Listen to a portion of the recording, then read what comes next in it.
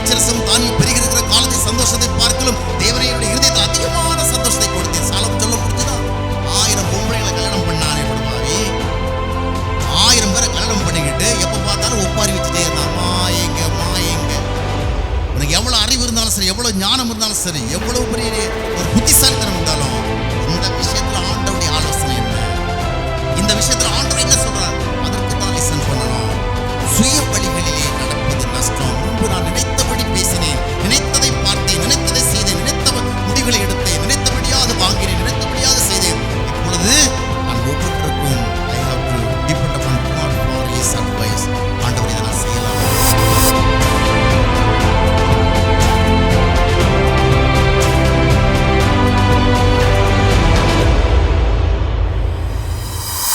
மீண்டுமாக உங்கள் அனைவருக்கும் கர்த்தருடைய நாமத்திலே மகிழ்ச்சியான வாழ்த்துக்களை நான் தெரிவித்துக் கொள்கிறேன். இந்த கூடுகை தொடர்பாக ஒரு தலைப்பை என்னிடத்தில் 1-2 மாதங்களுக்கு முன்பாகவே கேட்டிருந்தார். 1-2 மாதங்களுக்கு முன்பாக, பல மாதங்களுக்கு முன்பாகவே. ஆயினும் சமீபத்தில் தான் அந்த தலைப்பை நான் கொடுத்தேன். அது என்னவென்றால் நஷ்டங்களும் லாபங்களும், இல்லையென்றால் லாபங்களும் நஷ்டங்களும், கெயின்ஸ் அண்ட் லாசஸ். கிறிஸ்தவ வாழ்க்கையிலே எல்லாமே லாபமாகத்தான் இருக்கும், எல்லாமே வெற்றியாகத்தான் இருக்கும், எல்லாமே உயர்வாகத்தான் இருக்கும் என்று எண்ணுகின்ற எண்ணங்கள் இருக்கின்றது. ஆனால் வேத வார்த்தைகளை நாம் கவனித்து வாசிக்கும் பொழுது ஒரு உண்மை அறிகிறோம். கிறிஸ்தவ வாழ்க்கையிலே எல்லாம் வெற்றி அல்ல, எல்லாம் உயர்வல்ல, எல்லாம் செழிப்பல்ல, எல்லாமே ஏற்றமல்ல. அங்கும் லாபங்கள் நஷ்டங்கள் உண்டு, நஷ்டங்களும் உண்டு, லாபங்களும் உண்டு. ஆக எல்லாம் லாபமாகவே இருக்கும், எல்லாமே ஆசீர்வாதமாகவே இருக்கும் என்று சொன்னால் we will be disappointed. என்ற ஆண்டவர் இதை குறித்து மிகவும் தெளிவாக எல்லா வார்த்தைகளையும் சொல்லியிருக்கின்றார். நஷ்டங்களையும் லாபங்களையும் தெளிவாக சொல்லியிருக்கின்றார். சில காரியங்களை நாம் நஷ்டப்பட்டு தான் லாபத்தை அடைய முடியும். உதாரணமாக வங்கியில் ஒரு 25 லட்சம் ரூபாய், 30 லட்சம் ரூபாய், இல்லைன்னா வசதிக்கு ஏற்றபடி 50 லட்சமோ இல்லை 1 crore வச்சுருக்கிறோம். இப்போ நமக்கு ஒரு வீடு கட்டணும்னு ஆசை, புதுசாக நல்ல ஒரு வீடு, நல்ல லக்ஸுரியஸாக கட்டணும் அப்படின்னு ஒரு ஆசை. இப்போ we have a desire to build a house. ஒரு வீடை கட்டணும்.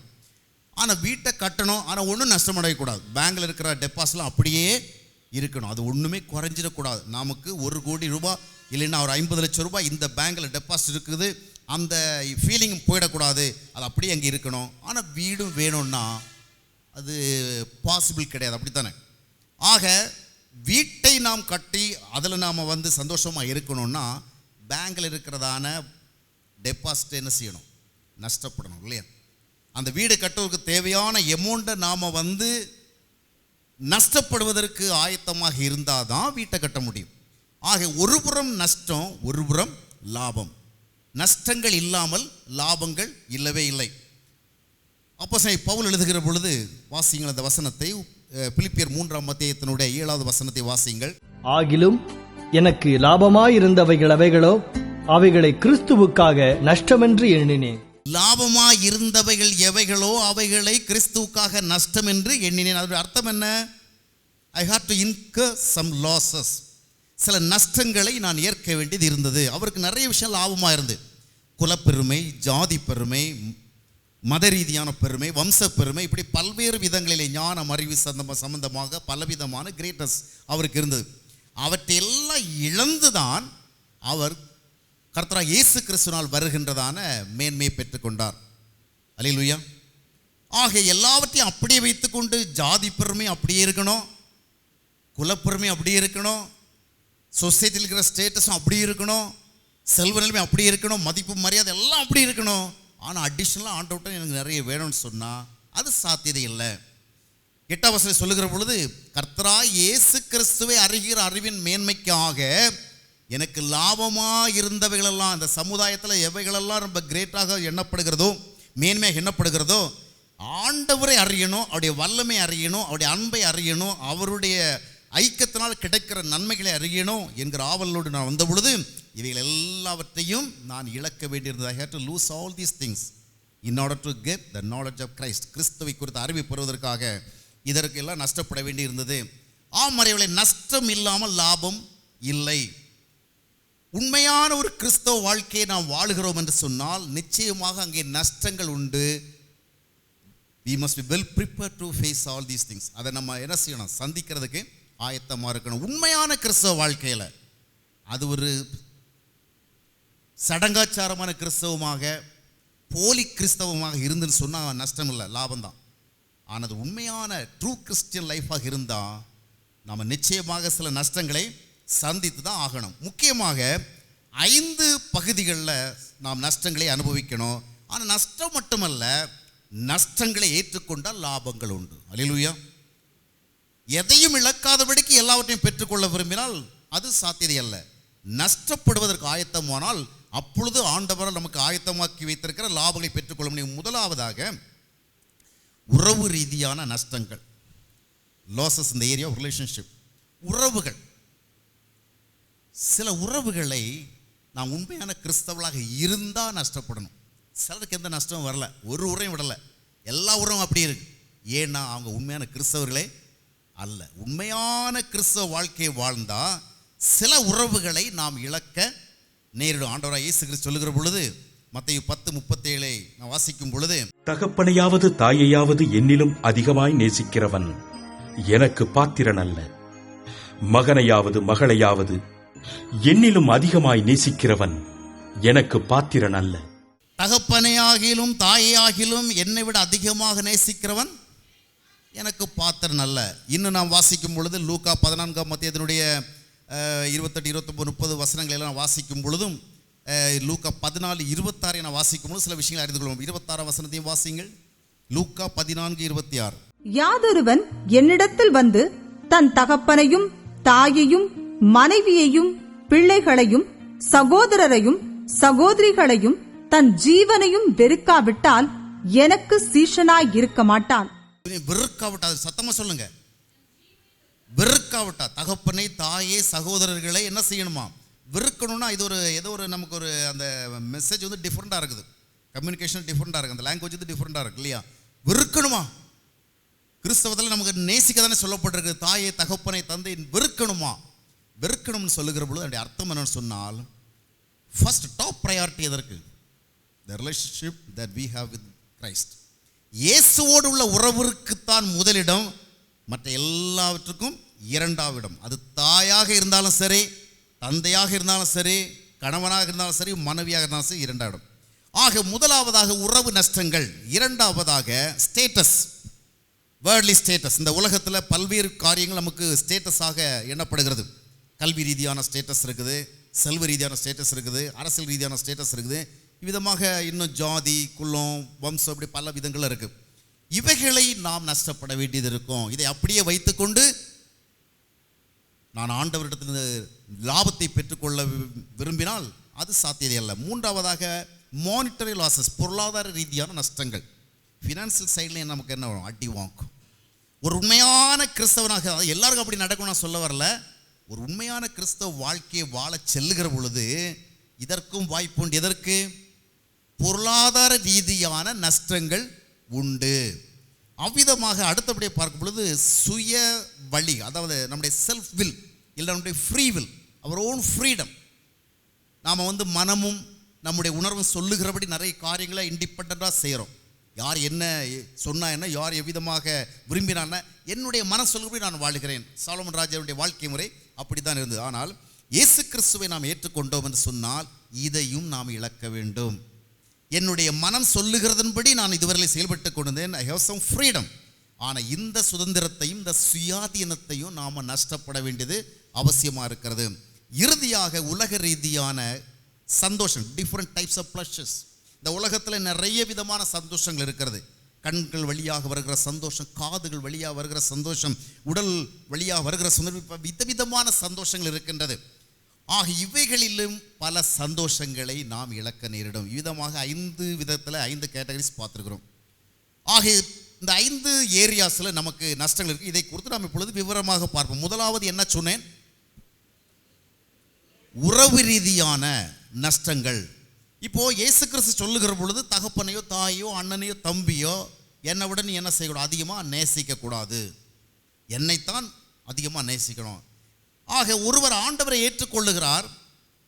ஆண்டவரை ஏற்றுக்கொள்கிறப்ப ஆண்டவர் சொல்லுகிறார், என்னை விட அதிகமாக உன் அம்மாவை நேசிக்கக்கூடாது, என்னை விட அதிகமாக உங்கள் அப்பாவை நேசிக்கக்கூடாது, என்னை விட அதிகமாக உங்கள் அண்ணன் நேசிக்கக்கூடாது அப்படின்னு சொன்னால் இப்போ யாருக்கு பாதிப்பு இருக்கிறது? who is affected? யாருக்கு வருது பாதிப்பு? அப்பா அம்மாவுக்கு வருது இல்லையா, அண்ணன் தம்பிக்கு வருது, சொந்தக்காரங்களுக்கு வருது, நண்பர்களுக்கு வருது. ஏன்னா இப்போ நாம் ஃபர்ஸ்ட் லவ் யாருக்கு கொடுக்குறோம்? we give to Christ. ஆண்டவருக்கு தான் முதல் அன்பு. அப்படி இருக்கின்ற பொழுது இரண்டாவது இடத்தை இவர்கள் வைக்க வேண்டியிருக்கிறது. ஒருவேளை இமோஷனலி நாம் என்ன சொல்லலாம், ஆண்டவருக்கும் என்னுடைய அன்பு போதுமான அளவுக்கு நான் கொடுக்குறேன், அதுபோல் அண்ணனுக்கும் கொடுக்குறேன், தம்பிக்கும் கொடுக்குறேன், சகோதரனுக்கும் கொடுக்குறேன், எல்லாருக்கும் கொடுக்குறேன். ஆனால் இமோஷனலாக நம்ம ஆண்டவர் மேல் ஒரு பெரிய அன்பை வைக்கிறதில்ல. ப்ராக்டிக்கலாக, அதாவது என்ன, what it is to love Jesus, இயேசுவை நேசிக்கிறதுனா என்ன, what you mean when we say we love Jesus? இயேசுவை நேசிக்கிறேன்னு சொல்லுகிற பொழுது வாட் டஸ் இட் மீன்? என்ன பாருங்கள், நான் என்னுடைய ஊழிய பகுதியில் பல்வேறு நபர்களை சந்தித்திருக்கிறேன். சில இடத்துல இயேசுவை பற்றி சொன்னா, இயேசு பற்றி என்கிட்ட சொல்லுவாங்க, எனக்கு அவர்னாலே உசுருங்க, இயேசுனா எனக்கு உசுரு அப்படிமா. உசுருன்னு சொல்லிட்டு எல்லா சினிமாவும் பார்ப்பான், தண்ணி அடிப்பான், சிகரெட்டு பிடிப்பான், அடிதடி போடுவான், சண்டை போடுவான். ஆனால் இயேசுநாதருடைய டாபிக் பேசுகிறவள, இயேசுநாதர்னா எனக்கு உயிர், அவர் நினைக்காத நாளே கிடையாது அப்படி சொல்லுவான். இது என்னவென்று சொன்னால் இமோஷன், ஒரு உணர்வு ரீதியாக அவர் நேசிக்கிறேன்னு சொல்லுவது. ஒரு முறை ஒரு குறிப்பிட்ட ஒரு பிற மதத்தை சார்ந்த ஒரு இடத்தில் தான் காஸ்பலை சொல்ல முடியாது, பல ஆண்டுகளுக்கு முன்பாக சொல்ல நேர்ந்த பொழுது அவர் ரொம்ப ஒரு எக்ஸ்ட்ரீமில் போகிறார். ஒரு கட்டத்தில் என்ன சொன்னால், இப்போ கூட நான் இயேசுநாதருக்கு என் உயிரை விடுறதுக்கு ஆயத்தமாக இருக்கேன். I am willing to lose my life for Jesus. I want to sacrifice my own life for the sake of Jesus. இயேசுக்காக என் உயிரை இழக்கும். ஆனால் அந்த உயிரை இழக்கிறேன்னு சொல்லுகிறவர் ஒரு சின்ன விஷயத்தில் கூட விட்டு கொடுக்க மாட்டார், சின்ன விஷயத்தில் கூட தாழ்ந்து போக மாட்டார். தான் சொல்லுகிற கருத்துக்கு பதிலாக இன்னொரு கருத்து சொன்னால் அதை ஏற்றுக்கவே மாட்டார். ஆனால் அவர் என்ன சொல்கிறாரு, எல்லாம் அமைதியாக உட்காந்துருக்குறீங்க, கொஞ்சம் ரிலாக்ஸ் பண்ணி உட்காருங்க, நம்ம ஒன்றும் தப்பான இடத்துல இல்லை, கர்த்தருடைய வார்த்தை சொல்லப்படுகிற இடத்துல இருக்கிறதுனால we can be very happy இல்லையா. இங்கே ஒன்றும் நம்ம சீரியஸாக உட்காந்துருக்க வேண்டிய தேவையே இல்லை, இங்கே என்னமோ அசம்பாவிதம் நடக்கிறது போன்ற ஒரு சூழ்நிலை அதில் போய்விட்டது. ஆக ரிலாக்ஸ் பண்ணி நம்ம என்ன செய்கிறோம், we are the presence of God. அதனால் கலகலப்பாக உட்காந்துருக்கணும், கர்த்தருடைய சமூகத்துக்கு போகிற பொழுது மகிழ்ச்சியாக இருக்க வேண்டும். அல்லேலூயா. இப்போது இயேசுநாதருக்காக உயிரை விடுறதுக்கு அவர் ஆயத்தமாக இருக்கிறாரு. ஆனால் ஒரு சின்ன கருத்தில் கூட என்ன செய்ய மாட்டார், விட்டு கொடுக்க மாட்டார். அப்போ அது இமோஷனலி நடக்கிறது. ஆனால் அதுவல்ல உண்மையானது. இயேசுவை நேசிக்கிறது என்றால் என்னவென்றால், அவருடைய வழிகளை நேசிப்பது, அவருடைய வார்த்தைகளை நேசிப்பது, அவருடைய ஆலோசனைகளை நேசிப்பது, அவர் கொடுத்த போதனைகளை நேசிப்பது, அவர் எதை நமக்கு காண்பிக்கிறாரோ அதை நேசிப்பது. ஆனால் இயேசுநாதர் நம்மை எதை பின்பற்ற சொல்லுகிறாரோ அதற்கு எதிராக உறவினர்கள் சொல்லுவாங்க இல்லையா. இயேசுநாதர் எதை முக்கியமாக சொல்லுவாரோ அதற்கு எதிராக நம்முடைய நண்பர்கள் சொல்லுவார்கள், நம்முடைய அண்ணன் தம்பிகள் உறவினர்கள் சொல்லுவார். அது அப்பொழுது இயேசு சொன்னதுக்கு முக்கியத்துவம் கொடுக்கிறதா, இவங்க சொல்கிறதுக்கு முக்கியத்துவம் கொடுக்கிறதா? பல குடும்பங்களை, கிறிஸ்தவ குடும்பங்களை பார்த்தீங்கன்னு சொன்னால், இந்த கல்யாணங்களை நடத்துகிறவில்ல பார்த்தீங்கன்னா ரொம்ப சிஸ்டமேட்டிக்காக நடத்துவாங்க. கரெக்டாக பிற மதத்தவர்கள் திருமணம் எந்த நாளில் வைக்கலாம்னு யோசித்து செய்கிறாங்களோ, நல்ல நேரம் கெட்ட நேரம் பார்த்து செய்கிறாங்களோ அதைத்தான் இவங்களும் பார்த்து செய்வாங்க. யார்? நம்ம கிறிஸ்தவங்க தான். எதுக்கும் நாளைக்கு நம்ம பிள்ளைகளுக்கு ஒரு நல்லது கெட்டதுன்னா எப்படின்னு தெரியலையே, ஒன்றும் இல்லாமலா நம்முடைய பெரியவங்க அப்படி முடிவு பண்ணி வச்சுருக்கிறாங்க. ஆனால் பைபிள் சொல்லுது, நல்ல நேரம் பார்க்குறவன், கெட்ட நேரம் பார்க்குறவன், 4 நட்சத்திரம் பார்க்குறவன், இவங்களாம் என்ன பண்ணணும்? சாதாரணமான பனிஷ்மெண்ட் இல்லைங்க, தே மஸ்ட் பி கில். அவசரப்பட்டுறாதுங்க. யாரா 4 நட்சத்திரம் பார்க்குறவங்க பார்த்து கொலை பண்ண போயிருக்கேன் பைபிள் சொல்லுது. அப்படி இல்லை, இது ஓல்ட் டெஸ்டமென்ட் டைமில் அது எவ்வளோ சிவியருங்கிறதுக்காக உங்களுக்கு சொல்ல வந்தேன். நேரம் பார்க்குறவன், நாள் பார்க்குறவன் கொலை செய்யப்படணும்னு பைபிள் பழைய ஏற்பாடு சொல்லுது. ஆனால் நம்ம கிறிஸ்தவங்க ரெகுலராக சர்ச்சுக்கு வந்துட்டு ப்ரேயர் பண்ணிட்டு, பாட்டு பாடிக்கிட்டு, ஆராதனை பண்ணிட்டு, ஊழியம் பண்ணிட்டு, பிள்ளைங்களுக்கு கல்யாணம் பண்ணுனா, இல்லைன்னா ஒரு வீடு வாங்கினா, ஒரு வீடை கொடுத்தா, ஒரு வியாபாரம் தொடங்குனா எல்லாத்துக்கும் எதை பார்த்து வைக்கிறாங்க? எந்த கிறிஸ்தவங்க காலையில் 9 மணிக்கு கிரகப்பிரவேசம் பண்ணுறாங்க? எல்லாம் அந்த விடிய காலம்தான் இல்லையா. அவங்க தூங்கி எழும்புறதுக்கு முன்னாடியே என்ன செய்யணும், வரணும். யார் 12 மணிக்கு கிரகப்பிரவேசம் பண்ணுறாங்க? ஏன் பண்ணக்கூடாதா? சாயங்காலம் பண்ணக்கூடாதா? வீட்டுக்குள்ளே அந்த விடியகாலம் தான் உள்ள நுழையணுமா? ஏங்க இப்படி பண்ணுறீங்க? பைபிள் இப்படி சொல்லுதுன்னு சொன்னால், இல்லை எங்கள் பெரியப்பா சொன்னார், குடும்பத்தில் மூத்தவர் அவர், அவருடைய வார்த்தைக்கு நம்ம முக்கியத்துவம் கொடுக்கணும் தானே. குடும்பத்தில் முக்கியமானவங்களுக்கு என்ன செய்யணும்? we must give some honor.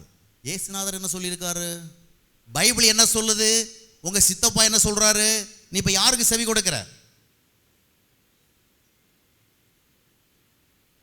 யாருக்கு செவி கொடுக்கிற? அப்போ என்ன அர்த்தம்? இயேசுநாதரை இரண்டாவது இடத்துல நீங்கள் வைக்கிறீங்க. இப்போ உங்கள் அன்பு எங்கே போகுது? சித்தப்பாவுக்கு பெரியப்பாவுக்கு போகுது. ஆனால் ஒரு உண்மையான கிறிஸ்தவன் அண்ணன் சொன்னாலும் சரி, தம்பி சொன்னாலும் சரி, அப்பா சொன்னாலும் சரி, அம்மா சொன்னாலும் சரி, கட்டின மனைவி சொன்னாலும் சரி, இது கர்த்தருடைய பார்வையில் சரியாக இருக்குதா அதான் பார்ப்போம். கர்த்தருடைய வழிகளுக்கு எதிராக ஒரு வழியை எவ்வளவு க்ளோஸ் ரிலேட்டிவ் சொன்னாலும் சரி, எவ்வளவு க்ளோஸ் ஃப்ரெண்ட்ஸ் சொன்னாலும் சொல்லி அதை நம்ம என்ன செய்யணும்? we must refuse to listen. அதுதான் இயேசுநாதர் நேசிக்கிற. அந்த மாதிரி நேசிக்க போனா என்ன நடக்கும்? என்னை விட உனக்கு இயேசுநாதர் முக்கியமா? கட்டின கணவனை விட இயேசுநாதர் முக்கியமா? பெத்த தாயை விட இயேசுநாதர் முக்கியமா? உடன் பிறந்த சகோதரனை விட இயேசுநாதர் முக்கியமா அப்படின்னு கேட்பாங்க. இப்போதான் நம்ம என்ன செய்யணும்? we have to choose. யார் முக்கியம்? சரி, நம்ம வீட்டுக்குள்ளே வாழ வேண்டியிருக்குது, கணவனோடு அட்ஜஸ்ட் பண்ணி தான் போக வேண்டியிருக்குது, என்ன பண்ணுறது? சிலர் சொல்லுவாங்க, எனக்கு கணவனுக்கு தெரியாமல் நான் கிறிஸ்தவங்களாக இருக்கிறேன். இருக்க முடியாதுங்க. கணவனுக்கு தெரியாமல் யாரும் கிறிஸ்தவங்களாக இருக்க முடியாது. உலகத்துக்கு தெரியாமல் யாரும் கிறிஸ்தவங்களாக இருக்க முடியாது. தெரிஞ்சவங்க தான் கிறிஸ்தவங்க. ரகசிய சீக்கிரம் கிறிஸ்டியானிட்டே கிடையாது. நிறைய பேர் சொல்கிறாங்க, நான் யாருக்கும் தெரியாமல் போய் ஞானஸ்தானம் எடுத்துட்டேங்க கர்த்தருடைய பெரிதான கிருபையினால. யாருக்கும் தெரியாமல் போய் ஞானஸ்தானம் எடுக்கிறது ஞானஸ்தானமே இல்லை. அது மத சடங்கு, அது எது பயத்தினால செய்கிற காரியம். ஞானஸ்தானங்கிறது 4 பேருக்கு முன்னால் நின்று நித்திய ஜீவனை தருகிற கர்த்தரா இயேசு கிறிஸ்துவினுடைய வாழ்வில் ஏற்றுக்கொண்டேன், இதற்காக எதையும் நான் இழப்பதற்கு ஆயத்தமாக இருக்கிறேன், அந்த அறிக்கை தாங்க ஞானஸ்தானம். சிலர் பார்த்தீங்கன்னா இந்த மெயின்லைன் சர்ச்சஸில் இருப்பாங்க, புராதன திருச்சபையில் இருப்பாங்க. இங்கே வந்து குழந்தை ஞானஸ்தானம் அவங்க என்ன பண்ணுவாங்கன்னு சொன்னால், யாருக்கும் தெரியாமல் போய் முழுகி ஞானஸ்தானம் எடுப்பாங்க. நான் பேசுகிறது கிரிட்டிசிசம் இல்லை, நீங்கள் தப்பாக புரிஞ்சிக்க போகிறீங்க. ஏதோ வந்து வராதமாக கிரிட்டிசைஸ் பண்ணலை. கேட்டால் சொல்லுவோம், யாருக்கும் தெரியாமல் நானும் முழுகி ஞானஸ்தானம். இல்லைங்க, யாருக்கு தெரியாமல் எடுக்கிற ஞானஸ்தானம் கிடையாது. 4 பேருக்கு தெரிஞ்சு தான் என்ன செய்யணும்? இயேசுநாதரை 4 பேருக்கு தெரியும்படியாக தான். ஐயோ, தெரிஞ்சால் வேற விதமான விஷயம் போயிடுமே, வெட்டி போடுவாருங்க. அதுதான் கிறிஸ்தவம். அதுதான் கிறிஸ்தவம். அது ரொம்ப கஷ்டம். அதுதான் கிறிஸ்தவம். ஆகையால் இயேசு, ஒருவன் என்னை பின்பற்ற விரும்பினால் தன்னை வெறுத்து, அதன் அர்த்தம் என்ன? நீ அழிவதற்கு ஆயத்தமாக தான் இருக்கணும். நித்தியம் உனக்கு வேணும்னு சொன்னால் இந்த உலக பிரகாரமான காரியங்கள் எதுவாக இருந்தாலும் நீ நஷ்டப்படுறதுக்கு ஆயத்தமாக இருக்க வேண்டும். எனவே உறவு ரீதியான சில நஷ்டங்களை நாம் சந்திக்க நேரிடும். நான் கர்த்தருடைய வழியில் நடக்கின்ற பொழுது நான் என்னுடைய பழைய நண்பர்களோடு நீ ஒன்றாக சேர்ந்து நடக்க முடியும். அவருடைய வழிகள் வேறு. இன்றைக்கி என்னை இப்போ பார்க்குற பலர், நான் காலையில் மாலையிலலாம் வாக்கிங் போகிறவங்கள யாரும் என் கூட இருக்க மாட்டாங்க. சிலர் என்ன பார்க்குறது, பாவம் பரதேசி அனாதை போல் இருக்குது, ஒரு பையன் கூட வர மாட்டேங்கிறானே, எத்தனையோ வருஷமாக பார்க்குறோம், தனியாக போகுது, தனியாக வருது. சிலர் கேட்பேன், என்ன சார் நீங்கள் எப்போ பார்த்தாலும் தனியாகவே போகிறீங்க? சிலவங்க என்கிட்ட பேச்சு கொடுப்பாங்க. அப்போ பேச்சு கொடுத்தாலும் நான் எஸ்கேப் ஆகிடுவேன். யாராவது ஒருத்தங்க 2வது முறை பேச்சுக்கு வர அந்த ரூட்டே மாற்றிடுவேன். ஏன்னா நான் ஒவ்வொரு நாளும் தனியாக நடக்க வேண்டியது இருக்கிறது காரணம் என்றாலும் I have to walk with my God. ஏன் இவர்கள் கூட நான் வாக் பண்ணேன்னு சொன்னால் ஆண்டவரோட நான் பேச முடியாது. என்னுடைய நேரம் வெரி ப்ரெஷியஸ். இவங்க கூட சேர்ந்தா சினிமா கதை கேட்க வேண்டியிருக்கும், அரசியல் கதை கேட்க வேண்டியிருக்கும், ஊர் கதை கேட்க வேண்டியிருக்கும், உலகத்து கதை கேட்க வேண்டியிருக்கும், டிவி கதை கேட்க வேண்டியிருக்கும், சீரியல் கதை கேட்க வேண்டியிருக்கும். அது நிறைய கதை கேட்கணும். இந்த கதைகள் எல்லாம் என்னால் கேட்க முடியாது. ஏன்னா என்னுடைய டைம் வெரி ப்ரெஷியஸ். அதனால் நிறைய பேரோட சேர முடியல. நண்பர்கள் ரொம்ப குறைவு. ஏன்? ஆண்டவருக்கு ஒரு மனிதன் தன்னை உண்மையாக ஒப்பு கொடுத்து வாழ்வான்னு சொன்னால் அவன் எல்லாரோடும் நட்பு வைத்து வாழ முடியாது. உலக பிரகாரமான ஆலோசனைகளை கொடுக்கிறவளோடு நட்பு வைத்து வாழ முடியாது. உலக பிரகாரமான காரியம் மூழ்கி கிடக்கிறோடு நட்பு வைத்து வாழ முடியும். எல்லாரையும் நம்ம விஷ் பண்ணணும், எல்லாருக்கும் நல்லது செய்யணும். பார்க்கும் பொழுது நல்லா இருக்கிறீங்களா, உங்கள் ஒய்ஃப் நல்லா இருக்காங்களா, பிள்ளைகள் நல்லா இருக்கிறாங்களா, வியாபாரம் பண்ணிக்க, இதெல்லாம் விசாரிக்கணும். பார்த்துட்டு ஐயோ இவன் வந்து நம்ம கிறிஸ்தவத்தை விரும்பாதவன், கிறிஸ்துவ ஏற்றுக்க, அதனால் அவன் பக்கமே போ, அப்படி கிடையாது.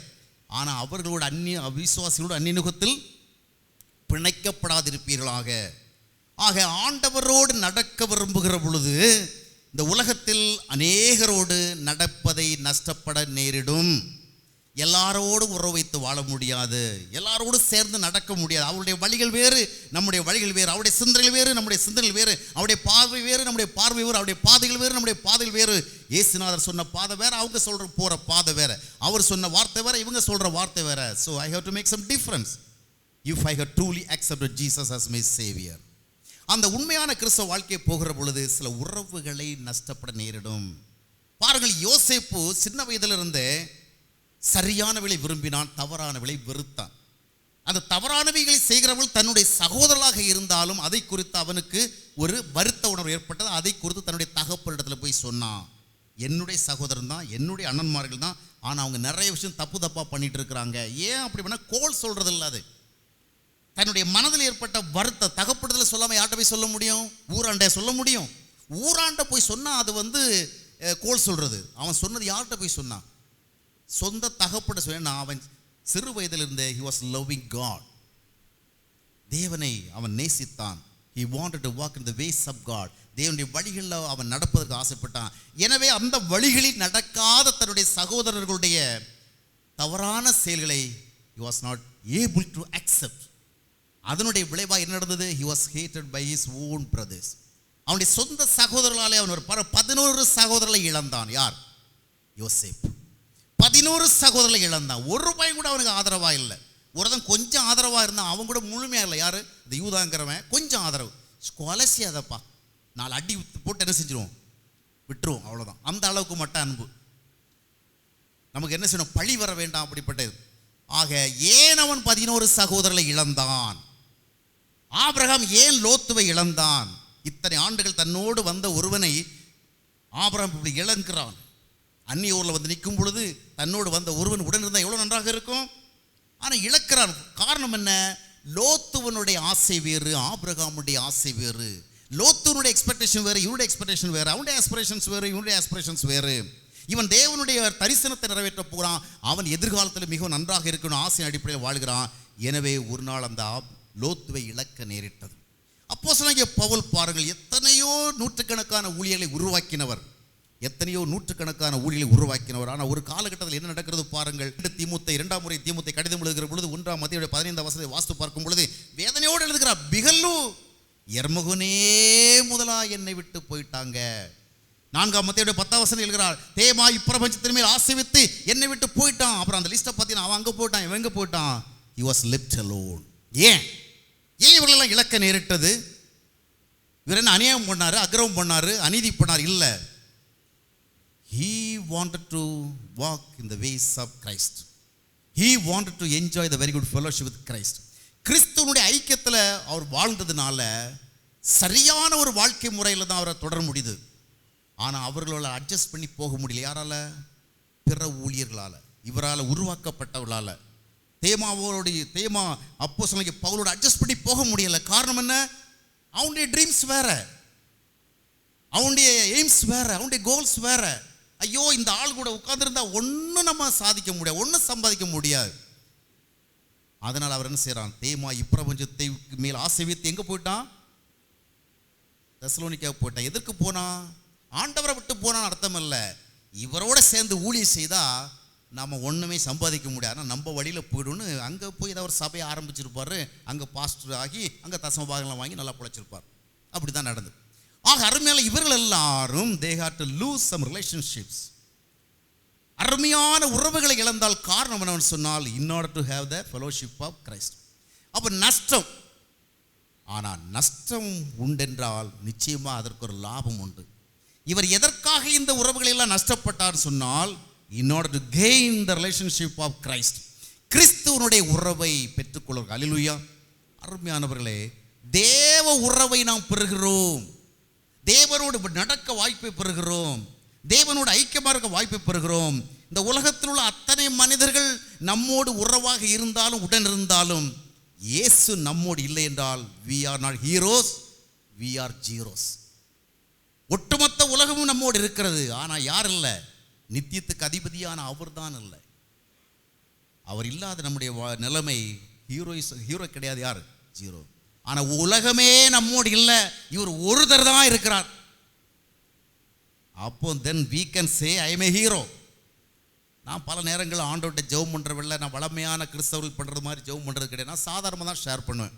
அது இப்படி இது இப்படி கஷ்டம் நஷ்டம் எல்லாத்தையும் ஷேர் பண்ணுவேன். மனசில் வேதனை வந்தாலும் ஷேர் பண்ணுவேன். யாராவது ஒருத்தர் மேலே அதிருப்தி வந்தாலும் ஷேர் பண்ணுவேன். என் மனைவி மேலே ஏதாவது கோபம் வந்தாலும் ஷேர் பண்ணுவேன். ஆனால் என் மனைவிக்கு மேலே எனக்கு கொஞ்சம் கோபமாக வருது, சில விஷயம் அப்படி இப்படி அதிருப்தியெல்லாம் சொல்லுவேன். ஏன்னா வேறு எங்கே போய் சொல்கிறது? அப்போ நான் சொல்லிவிட்டு எனக்குள்ளேயே யோசிப்பேன், என்னடா இதெல்லாம் போய் அவர்கிட்ட சொல்லிகிட்டு இருக்கிறோம். அவர் யார்? Holy of holies, king of kings, lord of lords. He is the creator of the whole universe. அவர்கிட்ட போய் பேசுகிறோமே, அப்படியே சொல்லிட்டு ஆண்டோட சொல்லுவேன், ஐ எம் சாரி லார்ட், எனக்கு வேறு யாரும் கிடையாது, இந்த மாதிரி ஆத்மார்த்தமாக பேசுகிறதுக்கு யாரும் கிடையாது. உண்மை ஏற்றுக்கொண்டதுனால எனக்கு இப்போ ரொம்ப உயிருக்குயிரான நண்பர்களெல்லாம் இல்லை, நான் மனம் விட்டு பேசக்கூடிய நண்பர்கள் இல்லை, நான் எத்தனை நண்பர்களையும் லிமிட்டடாக தான் பேச வேண்டியது இருக்குது, எல்லாத்தையும் சொன்னால் மாட்டிக்குவேன். அதனால தான் உம்மிடத்துல பேசுகிறேன். அல்லேலூயா. அதனால தான் உம்மிடத்துல பேசுகிறேன். ஏன்னா you are my only relationship. எனக்கு நிறைய பேர் உறவில் இருக்கிறாங்க, ஆனால் என் மனதில் இருக்கிறது எல்லாம் சொல்லுவதற்கு நீர் ஒருவரே இருக்கிறீர். அல்லேலூயா. ஆக அவருடைய உறவு நமக்கு லாபமாகிறது. இந்த உறவுடைய விசேஷம் என்ன? இந்த ஒரு உறவு தாங்க நிரந்தரம், பெர்மனன்ட். மனைவி நிரந்தரம் கிடையாது, கணவன் நிரந்தரம் கிடையாது. சொல்கிறோம் வாழ்க்கை துணைன்னு இல்லையா, லைஃப் பார்ட்னர் சொல்கிறோம். How long? எத்தனை பேருக்கு எத்தனை வருஷங்கள் லைஃப் பார்ட்னராக இருந்திருக்கிறாங்க? வெரி லிமிட்டட் இல்லையா. ஒரே ஒருத்தர் தாங்க லைஃப் பார்ட்னர். யார்? Jesus is our life partner. அவர் தான் நேற்றும் இன்றும் நாளைக்கும் மாறாதவர். இந்த உலகத்தின் கடைசி பரியந்தமும் நான் உங்களோடு இருக்கிறேன். வேற யாரும் சொல்ல முடியாதுங்க. எவ்வளவு நேசிக்கிற தகப்பனாக இருந்தாலும் சரி, எவ்வளவு நேசிக்கிற தாயாக இருந்தாலும் சரி சொல்ல முடியாது. கணவன் மனைவியை பார்த்து சொல்ல முடியாது, ஒன்றுக்கும் ஒழிப்படாதம்மா, நான் இருக்கிறேன், உனக்கு கடைசி வரைக்கும் எல்லாம் தேவை செஞ்சுட்டு உன்னை அடக்கம் பண்ணிட்டு தான் நான் போவேன். அப்படி எந்த கணவனும் சொல்ல முடியாது. கணவனை பார்த்து மனைவி சொல்ல, ஒன்றுக்கும் பயப்படாத ஐயா, கடைசி வரைக்கும் உனக்கு என்ன வேணுமோ, நீ முதிர் வயது ஆகிற வரைக்கும் உன்னோடு இருந்து உனக்கு செய்ய வேண்டியலாம் செய்து உன்னை நல்லபடியாக வழி அனுப்பி வச்சுட்டு தான் நான் போவேன். சொல்ல முடியுமா? சொல்ல முடியாதுங்க. யாருக்கு எப்பொழுது எது நிகழும் என்று சொல்ல முடியாது. நிரந்தரமற்ற உலகத்தில் வாழ்கிறோம், நிரந்தரமற்ற உறவுகளை வாழ்கிறோம். எந்த உறவும் நிரந்தரம் கிடையாது. ஆனால் இவருடைய உறவு தான் நிரந்தரம் இல்லையா. அப்போஸ்தலனை போல ஒரு காலகட்டத்தில் சொல்ல, எல்லாரும் என்ன கைவிட்டாங்கப்பா, எல்லாரும் என்ன விட்டு போயிட்டாங்க. ஆனாலும் 2 தீமோத்தேயு 4:18 வாஸ்து பார்த்தீங்கன்னு சொன்னால், அவர் என்னோட இருப்பார், அவர் எனக்கு கொடுத்த ஊழியத்தை நான் நிறைவேற்றுவதற்கு எனக்கு உதவி செய்வார். ஆம் அருமையானவர்களே, that is the only permanent relationship that we have in this world. அல்லேலூயா. அதனால தான் இந்த எல்லா உறவுகளை இழக்க நேரிட்டாலும் அது நமக்கு நஷ்டம் கிடையாது. That's not our loss, it's a kind of gain. அதனால தான் அப்போஸ்தலன் பவுல் சொல்றார், அவரை அறிகிற அறிவின் மேன்மைக்காக எனக்கு லாபமாக இருந்தவர்கள் எல்லாவற்றையும் நஷ்டமாக எண்ணினேன். அது மட்டுமல்ல, I consider it as a dust. அதில் ஒரு கிரேட்னஸும் கிடையாது அப்படின்னு சொல்லிட்டு பிலிப்பியர் 3:11 சொல்கிறார். ஆம் அருமையானவர்களே, உண்மையான கிறிஸ்தவர்களாக நாம் இருந்தால், உண்மையாக நம்முடைய வாழ்க்கையை ஒப்பு கொடுத்திருந்தால், இயேசுவை நேசிக்கிறதுக்கு அடையாளமாக வழிகளில் நடந்தால், இந்த உலகத்தில் சில உறவுகளை இழக்க நேரிடும், சில நண்பர்களை இழக்க நேரிடும், சில உறவினர்களை இழக்க நேரிடும். அவர்கள் சொல்லுவதெல்லாம் நம்ம கேட்க முடியாது, அவங்க போகிற பாதையில் நம்ம போக முடியாது, அவருடைய கவுன்சிலிங்கெல்லாம் நம்ம கேட்க முடியாது. அப்புறம் அந்த உறவுகளை இழக்க முடியும். But we must be willing to accept that. அதை இழப்பதற்கு நாம் ஆயத்தமாக இருக்க வேண்டும். அதனுடைய விளைவாக என்ன? இயேசு கிறிஸ்துவின் நிரந்தரமான ஃபெலோஷிப்பை பெறுகிறோம். இந்த உறவு தான் என்றைக்கும் நம்மை தாங்கும். சில நேரத்தில் பார்த்தீங்கன்னு சொன்னால், கணவன் அவ்வளோ ஸ்ட்ராங்காக இருக்கிறார், ஆனால் எவ்வளவு நாள் ஸ்ட்ராங்காக இருப்பார்னு சொல்ல முடியாது. ஒரு முறை ஒரு வயதான ஒரு அம்மாவுக்காக நான் ஜெபம் பண்ண போகிறவில்ல, அந்த அம்மாவுக்கு நிற்க முடியலை, ஸோ வீக். அப்போ நிற்க முடியாமல் கொஞ்ச நேரம் அவங்களை உட்காருங்கன்னு சொல்ல கேட்கல. ஒரு பக்திக்காக என்ன பண்ண நின்றுட்டே இருந்தாங்க. கொஞ்ச நேரம் நான் ப்ரேயர் பண்ண ஆரம்பித்த உடனே, நான் ஒன்றும் லாங் ப்ரேயரும் பண்ணலை, ஷார்ட்டாக தான் பண்ண உடனே அவங்க நிலை கொழுந்து விழப்போனாங்க. விழப்போன உடனே அவங்க ஹஸ்பண்ட் அவரும் வீக். அவர் ஓடி போய் இவங்க விழுந்துற போகிறான்னு சொல்லிட்டு பிடிக்க போனாங்க. நிலவரம் என்னாச்சுன்னு சொன்னால், நான் ப்ரேயர் பண்ணியிருக்கல 2 பேரும் சேர்ந்து விழுந்தாங்க. ஏன்னா அவங்கள தாங்கி பிடிக்கிற அளவுக்கு இவருக்கு வலிமை இல்லை. அன்பு இருந்தது, அக்கறை இருந்தது, ஐயோ என் மனைவி கீழே விழுந்துடக்கூடாதே அப்படி சொல்லுகிற ஒரு ஆதங்கம் இருந்தது. ஆனால் தாங்க சென்ற பொழுது அவரும் விழுந்தார். எனக்கு ரொம்ப ஒரு மனசங்கடமாக போச்சு, வேதனையாக போச்சு. நம்ம ப்ரேயர் பண்ணுற நேரம் பார்த்து 2 பேரும் விழுந்துட்டாங்களே அப்படின்னு சொல்லிட்டு. எதற்கு சொல்ல வந்தேன்னு சொன்னால், தாங்க வேண்டும் என்கிற அன்பு இருந்தாலும் எல்லாரும் நம்மை தாங்க முடியாது. உதவ வேண்டும் என்கிற எண்ணம் இருந்தாலும் எல்லாரும் நமக்கு உதவ முடியாது. அவருடைய வலிமை குறைவானது. எவ்வளவு காலம் நம்மை தாங்கள் சொல்ல முடியாது. எவ்வளோ பேர் எவ்வளோ வலிமையாக இருந்தவங்க கடைசியில் குழந்தை மாதிரி மாறிடுறாங்க இல்லையா. ஆம் அருமையானவர்களே, அவருடைய வலிமை மட்டும்தான் நிரந்தரமானது, அவருடைய வல்லமை மட்டும்தான் நிரந்தரமானது. எனவே தான் எந்த உறவை இழந்தாலும் பரவாயில்ல, இந்த உறவை நம்ம இழக்கக்கூடாது. அல்லேலூயா. அவருடைய ரிலேஷன்ஷிப் தான் நமக்கு எவர் லாஸ்டிங், பெர்மனன்ட். ஆக உண்மையாக இயேசு கிறிஸ்துவோடு நாம் உறவை வைத்து வருகிற பொழுது இந்த உலக பிரகாரமான சில உறவுகளை நாம் இழக்க நேரிடும். அது நமக்கு நஷ்டமல்ல, லாபம். நிரந்தரமற்ற உறவுகளை இழந்து நிரந்தரமான உறவை பெற்றுக்கொள்ளும். அடுத்தபடியாக பார்க்கும் பொழுது the worldly status, உலக ரீதியான அந்தஸ்துகள். அப்போஸ்தலன் பவுல் இதைத்தான் நாம் வாசித்த வேத பகுதியில் பார்க்குறோம். அந்த காலத்தில் ஜாதிக்கிறது ரொம்பவும் ஒரு பெரிய அந்தஸ்துக்குரிய விஷயம். அதுவும் பரிசேனா இருக்கிற ரொம்ப அந்தஸ்துக்குரிய விஷயம். அதுவும் கமாலியல் போன்ற மிகப்பெரிய வேத பண்டிதரிடத்தில் கற்றவன்கிறவங்க அதை விட ரொம்பவும் மதிப்பிற்குரியது. ஆனால் ஒரு நாள் இவையில் எல்லாவற்றையும் அவன் இழக்கிறான். இந்த மரியாதை போயிடுச்சு. அவன் அழகா சொல்லுவார் பாருங்கள். 1 கொரிந்தியர் 4ஆம் அத்தியாயத்தினுடைய 13ஆம் வசனத்தை வாசியுங்கள். தூஷிக்கப்பட்டு வேண்டிக் கொள்ளுகிறோம், இந்நாள் வரைக்கும் உலகத்தின் குப்பையைப் போலவும் எல்லாரும் துடைத்து போடுகிற அழுக்கை போலவும் ஆனோம். உலகத்தின் குப்பையை போலவும் துடைத்து போடுகிற ஒரு அழுக்கு. என்ன ஸ்டேட்டஸ் பார்த்தீங்களா? உலகமெல்லாம் போய் ஊழியம் பண்ணவர், ஒரு பெரிய great scholar, well versed in the law of Moses, மோசஸுடைய சட்டத்திட்டங்களை ரொம்பவும் அறிவாளி, கமாலியல்ங்கிற பிரபலமான ஒரு வேத பண்டிதத்தை கற்றுக்கொண்டவர், பரிசேன்கிற பட்டமுடையவர். எல்லா விதத்திலும் he had lot of things to boast about, பெருமை பாராட்டு நிறைய இருந்தது. ஆனால் இப்போ என்ன சொல்றாரு? குப்பையை போல எண்ணப்படுகிறேன், துடைத்து போடப்படுகிற அழுக்கை போல எண்ணப்படுகிறேன். அந்தஸ்துகள் இழக்கப்பட்டிருக்கிறது, அந்தஸ்துகள் இழக்கப்பட்டிருக்கிறது. ஆம் அருமையானவர்களே, ஆண்டவராக இயேசு கிறிஸ்துவை நம்முடைய வாழ்வில் ஏற்றுக்கொள்கிற பொழுது இந்த உலக பிரகாரமான அந்தஸ்துகளை இழக்கவும் நேரிடலாம். எல்லாரும் அந்தஸ்தை இழந்துட்டாங்க நான் சொல்ல வரல. எல்லாருக்கும் அந்தஸ்து போய் செலவில் தேவன் ஆபிரகாமை போல நம்மை உயர்த்த முடியும். ஆனாலும் உண்மையாக தேவனுடைய வழிகளில் நாம் நடக்கின்ற பொழுது நாம் இந்த உலகத்தின் பார்வையிலே ஒரு பெரிய ஸ்டேட்டஸை என்ஜாய் பண்ண முடியாது. ஒரு அரசியல் துறையில் இருக்கிறவன் ஒரு பெரிய ஸ்டேட்டஸ் என்ஜாய் பண்ணுறான், ஒரு சினி ஃபீல்டில் இருக்க ஒரு பெரிய ஸ்டேட்டஸ் என்ஜாய் பண்ணுறான், ஒரு சிங்கிங் ஃபீல்டில் இருக்க ஒரு பெரிய ஸ்டேட்டஸ் என்ஜாய் பண்ணுறான், ஒரு பிஸ்னஸ் ஃபீல்டில் இருக்க ஒரு பெரிய ஸ்டேட்டஸ் என்ஜாய் பண்ணுறான். ஆனால் உண்மையான கிறிஸ்தவ வழியில் நடக்கிறவனுக்கு அது முடியாது இல்லையா? அவன் சினிமா துறையில் போய் பிரபலம் அடைய முடியாது, அவன் அரசியல் துறையில் போய் பிரபலம் அடைய முடியாது, அவன் வியாபார துறையில் போயிட்டு பொய்யை சொல்லி புரட்ட சொல்லி பிரபலம் அடைய முடியாது. உயர்ந்த நிலைமைகள் ஆண்டவர் கொண்டு வரலாம், அது வேறு விஷயம்.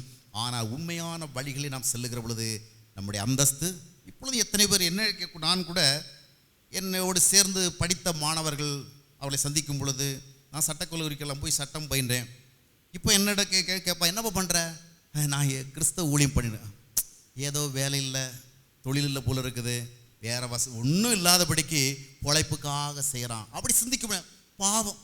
கிறிஸ்தவ ஊழியம் இந்தா ஒரு 50 ரூபா வச்சுக்கோ, ஒரு 100 ரூபா வச்சுக்கோ, பரிதாபம். ஸ்டேட்டஸ் கிடையாது. ஒரு கிறிஸ்தவன் பாவம், வேறு என்ன அவருக்கு பிழைப்பு இருக்குது? நாம் ஒரு 50 ரூபா கொடுத்தா தான் அவர் சாப்பிட முடியும். ஆக இந்த உலகத்தில் நாம் தேவனுடைய வழியில் வருகிற பொழுது இந்த அந்தஸ்தை இழப்பதற்கு நாம் ஆயத்தமாக இருக்க வேணும். ஏன்னா தேவ வழிகளில் வருகிற பொழுது இந்த உலகம் விரும்புகிற விதமான அந்தஸ்தை நம்ம தக்க வைக்க முடியாது. இந்த உலகம் விரும்புகிற விதமான ஒரு அந்தஸ்தை உருவாக்கவும் முடியாது. அதுக்கு நிறைய குறுக்கோளி தேவைப்படுது. நான் தான் சொல்லுவேன், ஒரு மனிதன் உண்மையான கிறிஸ்தவ வழியில் நடக்கிறவன் தான் ஒரு சர்ச்சில் ஒரு கமிட்டி மெம்பர் கூட ஆக முடியாதுங்க. ஏன்? ஒரு கமிட்டி மெம்பர் ஆகிறதுக்கு கூட அங்கே நிறைய குறுக்கு வழிகள் தேவைப்படுது இல்லையா? தந்திரங்கள் தேவைப்படுகிறது, உலக பிரகாரமான வழிகள் தேவைப்படுகிறது, உலக பிரகாரம் மனம் தேவைப்படுகிறது. உண்மையான கிறிஸ்தவ வழியில் நடக்கிற ஒருவனுக்கு ஒரு கமிட்டி மெம்பர் ஆகிறது கூட it will be a very very difficult thing. அதுக்காக கமிட்டி மெம்பர் ஆனவங்களுக்கெல்லாம் நிறைய பேருக்கு ஆகலாம், நிறைய பேரை சூஸ் பண்ணிக்கலாம், இல்லைன்னு சொல்ல வரல. ஆனால் இன்றைக்கு நடந்து கொண்டிருக்க நிறைய காரில் கவனித்து பார்க்கும் பொழுது உண்மையான கிறிஸ்தவ வழியில் நடக்கிறவனுக்கு ஒரு கமிட்டி மெம்பர் ஆகிறது கூட it will be a very big toughest job. ஏன்னா அவன் நேரான சீரான வழியிலெல்லாம் வந்து அதை அடைகிறதுக்கான வாய்ப்புகள் குறைந்து விட்டது. ஆக அந்தஸ்துகள் இழக்கப்படுகின்றது. உலக ரீதியாக நான் ஷைன் பண்ண முடியாது. அதனால தான் இன்றைக்கி நிறைய பேர் கிறிஸ்தவ ஊழியத்தில் இருந்தாலும் சினி ஃபீல்டில் இருக்கிறவங்க மாதிரி இருக்கிறாங்க இல்லையா? சினி ஃபீல்டில் இருக்கிற மாதிரி நம்ம ஆடுவோம் பாடுவோம் கொண்டாடுவோம் சொல்லிட்டு, ஏன்னா ஸ்டேட்டஸ் வருது. ஏன்னா இன்னைக்கு 1 மணி நேரம் பிரசங்கம் பண்ணுறவனை பரிதாபமாக பார்ப்பான். பாவம் தெரியாமல் உள்ள வந்து மாட்டிக்கிட்டேன், 1 மணி நேரம் பிரசங்கம் பண்ணுறான். ஆனால் நம்ம ஒருத்தர் வர டான்ஸ் 5 நிமிஷம் டங்கு பொங்குன்னு அடி உதவின்னு சொல்லிட்டு டான்ஸை நம்ம ஆளுகள் எல்லாம் அலர்ட் ஆகிடுறாங்க. என்ன அருமையான அபிஷேகம் பாருங்கள், வந்ததும் வராதுமா எல்லாரையும் சந்தோஷப்படுத்திட்டார் பாருங்கள், எல்லாரையும் ஆட வச்சுட்டார், எல்லாரையும் ஓட வச்சுட்டார். இதெல்லாம் ஊழியம். ஆனால் இன்றைக்கு 5 நிமிஷத்துலேயே வருது. ஆனால் உண்மையான தேவனுடைய வார்த்தைகளை கேட்க சொல்லுகிற பொழுது ஜனங்கள் அழுத்து கொள்ளுகிறார்கள், ஆடலுக்கோ அலர்ட் ஆகிடுறாங்க இல்லையா? ஆஹா, இதுதான் நம்ம எதிர்பார்த்தது. சரி, அதை குறித்து நான் ஆழமாக போக விரும்பல, நமக்கு சப்ஜெக்ட் வேறு இருக்குது. எனவே அருமையானவர்களே, ஆண்டவராக இயேசு கிறிஸ்துவை ஏற்றுக்கொள்கிற பொழுது அவருடைய வழிகளில் தான் போக வேண்டும். நான் இந்த உலகத்தில் எனக்கு ஒரு கிரேட்னஸை பெற்றுக்கொள்வதற்காக நான் ஒரு எக்ஸ்ட்ரா ஸ்டெப் எடுக்கவே முடியாது. எப்படியாவது 4 பேரால் நான் மதிக்கப்படணும், 4 பேர் மத்தியில் உயர்ந்து நிற்க வேண்டும் என்பதற்காக நான் எந்த விதமான ஒரு வேறு வழிகளும் போக முடியாது. ஆண்டவராக என்னை உயர்த்தினாதான் உண்டு. அல்லேலூயா. ஆண்டவராக என்னை உயர்த்தினாதான் உண்டு. அதே வேளையில் this is the loss, but what's the gain? இதை இழக்கிறோம் அந்த உலகத்தில். அவர் சொல்றாரு, குப்பையை போல எண்ணப்படுகிறோம், துடைத்து போடப்படுகிற புழுதியை போல எண்ணப்படுகிறோம். இந்த விதமாக எண்ணப்படுவதற்கு இன்றைக்கு எத்தனை பேர் ஆயத்தமா இருக்கிறாங்க? ஐயோ, ஆண்டவர்கிட்ட வந்தா எனக்கு தாவீதை ராஜாவாக்கினாரே, ஆபிரகாமை உயர்த்தினாரே. இன்னைக்கு எல்லாரும் அந்த சைடு தான் பார்க்குறாங்களே. ஆபிரகாம் வெள்ளியும் பொன்னும் உள்ள சீமானா இருந்தான், அதை போல் என்னை ஆசீர்வதிப்பீராக, அவ்விதமாக என்னை ஆசீர்வதிப்பீராக, இப்பொழுதே ஆசீர்வதிப்பீராக. ராஜாவாக்கினீரே தாவீதை, சாலோமோனை பெரிய அறிஞனாக்கினீரே, என்னை அவ்விதமாக செய்வீராக. ஆனால் அப்போஸ்தலன் பவுல் என்ன சொல்றாரு? 1 Corinthians 4:11 வாஸ்து பார்க்கும் பொழுது, இந்நேரம் வரைக்கும் தங்க இடம் இல்லை, சாப்பிட சாப்பாடு இல்லை, உடுக்கிறதுக்கு நல்ல உடை இல்லை, சமுதாயத்தில் அந்தஸ்து இல்லை, குப்பையை போல என்றாங்க. இந்த சைடை யாருங்க விரும்புகிறாங்க? பவுலை போல என்னை ஆசீர்வதின்னு கேட்பாங்களா? வேண்டாம் ஐயா, வேண்டாம், என்னை ஆபிரகாமை போல மாற்றும், அப்படிதான் சொல்லணும்ல. ஆனால் உண்மையாக ஆண்டவரை ஏற்றுக்கொண்டு ஆண்டவருடைய வழியில் வருகிற பொழுது இந்த உலகம் மதிக்கத்தக்கதான ஒரு அந்தஸ்தை நாம் தேடி பெற முடியாது. அதை தேடி பெற்றுக்கொள்வதற்கு தேவனுடைய வழிகளை விட்டு விலகிச் செல்ல வேண்டிய தேவைகள் உண்டு. அநேகராலே நாம் மதிக்கத்தக்கவர்களாக பார்க்கப்பட வேண்டும் என்பதை அடிப்படையாக இது செயல்படுவோம் என்று சொன்னால் அதற்காக சத்தியத்தை அதிகமாக விட்டுக் கொடுக்க வேண்டிய தேவை உண்டு. அதற்காக ஆண்டவர் யாரையும் உயர்த்த மாட்டார், மதிப்பு மரியாதை பெற்றுத்தர மாட்டார். அந்த அடிப்படையில் சொல்ல வரவில்லை. உண்மையான தேவ வழிகளில் சொல்லுகிற பொழுது இதற்கும் நாம் ஆயத்தமாக இருக்க வேண்டும். We must be well prepared to accept these kinds of things. அல்லேலூயா. அப்போ இது நஷ்டம் என்ற ஒன்று இருந்தால் என்ன இருக்கும்? லாபம் ஒன்று இருக்கும். நம்முடைய கிரேட்னஸ் எது? வாட்ஸ் அவர் ஸ்டேட்டஸ்? ஒரு கிறிஸ்தவனுடைய உண்மையான ஸ்டேட்டஸ் என்ன? ஒரு பெரிய தலைவனாக இருக்கிறதில்ல, சமுதாயத்தில் அநேகராக மதிக்கப்படும் நிலைமையில் இருக்கிறதில்ல, ஒரு ராயல் போஸ்டில் இருக்கிறதில்ல, ஒரு செலிபிரிட்டியாக இருக்கிறதில்ல. அவனுடைய ஸ்டேட்டஸ் என்ன? 1 யோவான் 3:1 சொல்லுகிறது, நாம் தேவனுடைய பிள்ளைகள் என்று அழைக்கப்படுவதினாலே தேவன் நம்மேல் பாராட்டின அன்பு எவ்வளவு பெரிதென்று பாருங்கள். What a great love that God had lavished on us. நம்ம எவ்வளவு பெரிய அன்பை போட்டிருக்காரு. அதனுடைய விளைவு என்ன? ஆண்டவரை அதிகமாக அன்பு கூர்ந்தனால நமக்கு கிடைத்த ஸ்டேட்டஸ் என்ன? We are the children of God. Hallelujah. நான் தேவனுடைய மகன், the son of God, the daughter of God. This is our status. இதான் நம்முடைய ஸ்டேட்டஸ் இல்லையா? அதைத்தான் நம்ம 1 Corinthians 1:31 பார்க்கிறோம். நமக்காக அவர் பரிசுத்தமானார். He is our holiness, He is our wisdom, He is our redemption, He is our knowledge. அப்போ அதுதாங்க ஸ்டேட்டஸ். இந்த உலகத்தில் இருக்கிற எல்லா ஸ்டேட்டஸும் ஒரு நாள் அழியும். சிஎம்மாக இருந்தாலும் சரி, பிஎம்மாக இருந்தாலும் சரி, பேராக இருந்தாலும் சரி, மாடரேட்டாக இருந்தாலும் சரி, எல்லாம் one day everything will be destroyed. ஒரே ஒரு ஸ்டேட்டஸ் தான் இந்த உலகத்தை விட்டு கடந்து போகும். என்ன ஸ்டேட்டஸ்? நான் தேவனுடைய பிள்ளை. அல்லேலூயா. பரலோகம் யாருக்கு திறக்கும்? பக்தர்களுக்கு அல்ல, பாட்டு பாடினவங்களுக்கு அல்ல, பிரசங்கம் பண்ணவங்களுக்கு அல்ல, பெரிய ஊழியம் செய்தவங்களுக்கு அல்ல. பரலோகம் யாருக்கு திறக்கும்? நீ யாருப்பா? நானா 50 வருஷம் ஊழியம் செஞ்சவங்க, நான் ஒரு பெரிய திருச்சபை போதகருங்க, நானா ஒரு பேராயருங்க, நானா நிறைய ஆக்டிவிட்டி சுமக்கா பண்ணேன். இல்லை, அதெல்லாம் இருக்கட்டும். நீ யார்? Who are you? சொல்லணும். I am your son, I am your daughter. என்னை நீர் உங்களுடைய இரத்தத்தின் மூலமாக மீட்டுக் கொண்டிருக்கிறேன், நான் தேவனுடைய பிள்ளை. அதுதான் அங்கே அக்செப்ட் ஆகும், வேற எதுவும் அக்செப்ட் ஆகாது. நான் எவ்வளோ காணிக்கை கொடுத்தேங்க, என்னுடைய வருமானத்தில் கணிசமாக கொடுத்துருக்கிறேன், அதெல்லாம் அங்கே அக்செப்ட், அதெல்லாம் அதனுடைய டாபிக் வேற. நீ தேவனுடைய பிள்ளையா? நீ தேவனுடைய பிள்ளையாக இல்லைன்னு சொன்னால் வேற எந்த லாங்குவேஜ் அங்கே புரிஞ்சிக்காது. அருமையானவளே, உலக ரீதியான அந்தஸ்தை இழக்கின்றோம், ஆனால் அதற்கு பதிலாக ஒரு தெய்வீக அந்தஸ்தை பெறுகிறோம். பாருங்கள், 1 Corinthians 1:2 வாசித்து பாருங்கள். 2 Corinthians 1:1 வாசித்து பாருங்கள். இந்த கிறிஸ்தவர்கள் என்றால் யார்? Who are Christians really? யார் கிறிஸ்டியன்ஸ்? யாரை வேதம் கிறிஸ்தவர்கள் சொல்லுகிறது? கிறிஸ்தவர்கள் என்று சொன்னால் they are the sanctified people, consecrated people, cleansed people. They are saints. saint யாருங்க? நமக்கு ஒரு சிலர் தான் தெரியும். saint யாரு? மதர் தெரேசா செயின்ட், அப்படி கொஞ்சம் பேர் தான் தெரியும். ஆனால் பைபிள் யாரை செயின்ட்னு சொல்லுது? யாரை சொல்லுது? பரிதாபகரமாக இந்த கிறிஸ்தவ திருச்சபைகள்லாம் பார்த்தீங்கன்னா பாவின்னு சொல்கிறதெல்லாம் சாட்டிஸ்ஃபேக்ஷன். ஓரோ வாரமும் போயிட்டு நான் தப்பி போன ஆடு இப்படியே சொல்கிறதுல தான் இருக்கு. பாவின்னு சொல்கிறது அவ்வளோ பெரிய ஒரு திருப்தி. பாவி வந்திருக்க ஆண்டவரே, பாவியில் மோசமான பாவி வந்திருக்கிற ஆண்டவரே. ஆண்டவருக்கு பிடிக்கும்னு நினைக்கிறீங்களா? யார் உன்னை இப்படி வர சொன்னது? உனக்காக தான் ரத்தம் சிந்தப்பட்டிருக்கிறது, ஜீவன் கொடுக்கப்பட்டிருக்கிறது, பரிசுத்தாய் கொடுக்கப்பட்டிருக்கிறது, ரட்சகர் கொடுக்கப்பட்டிருக்கிறார். நீ ஏன் அப்புறம் பாவியா வந்த?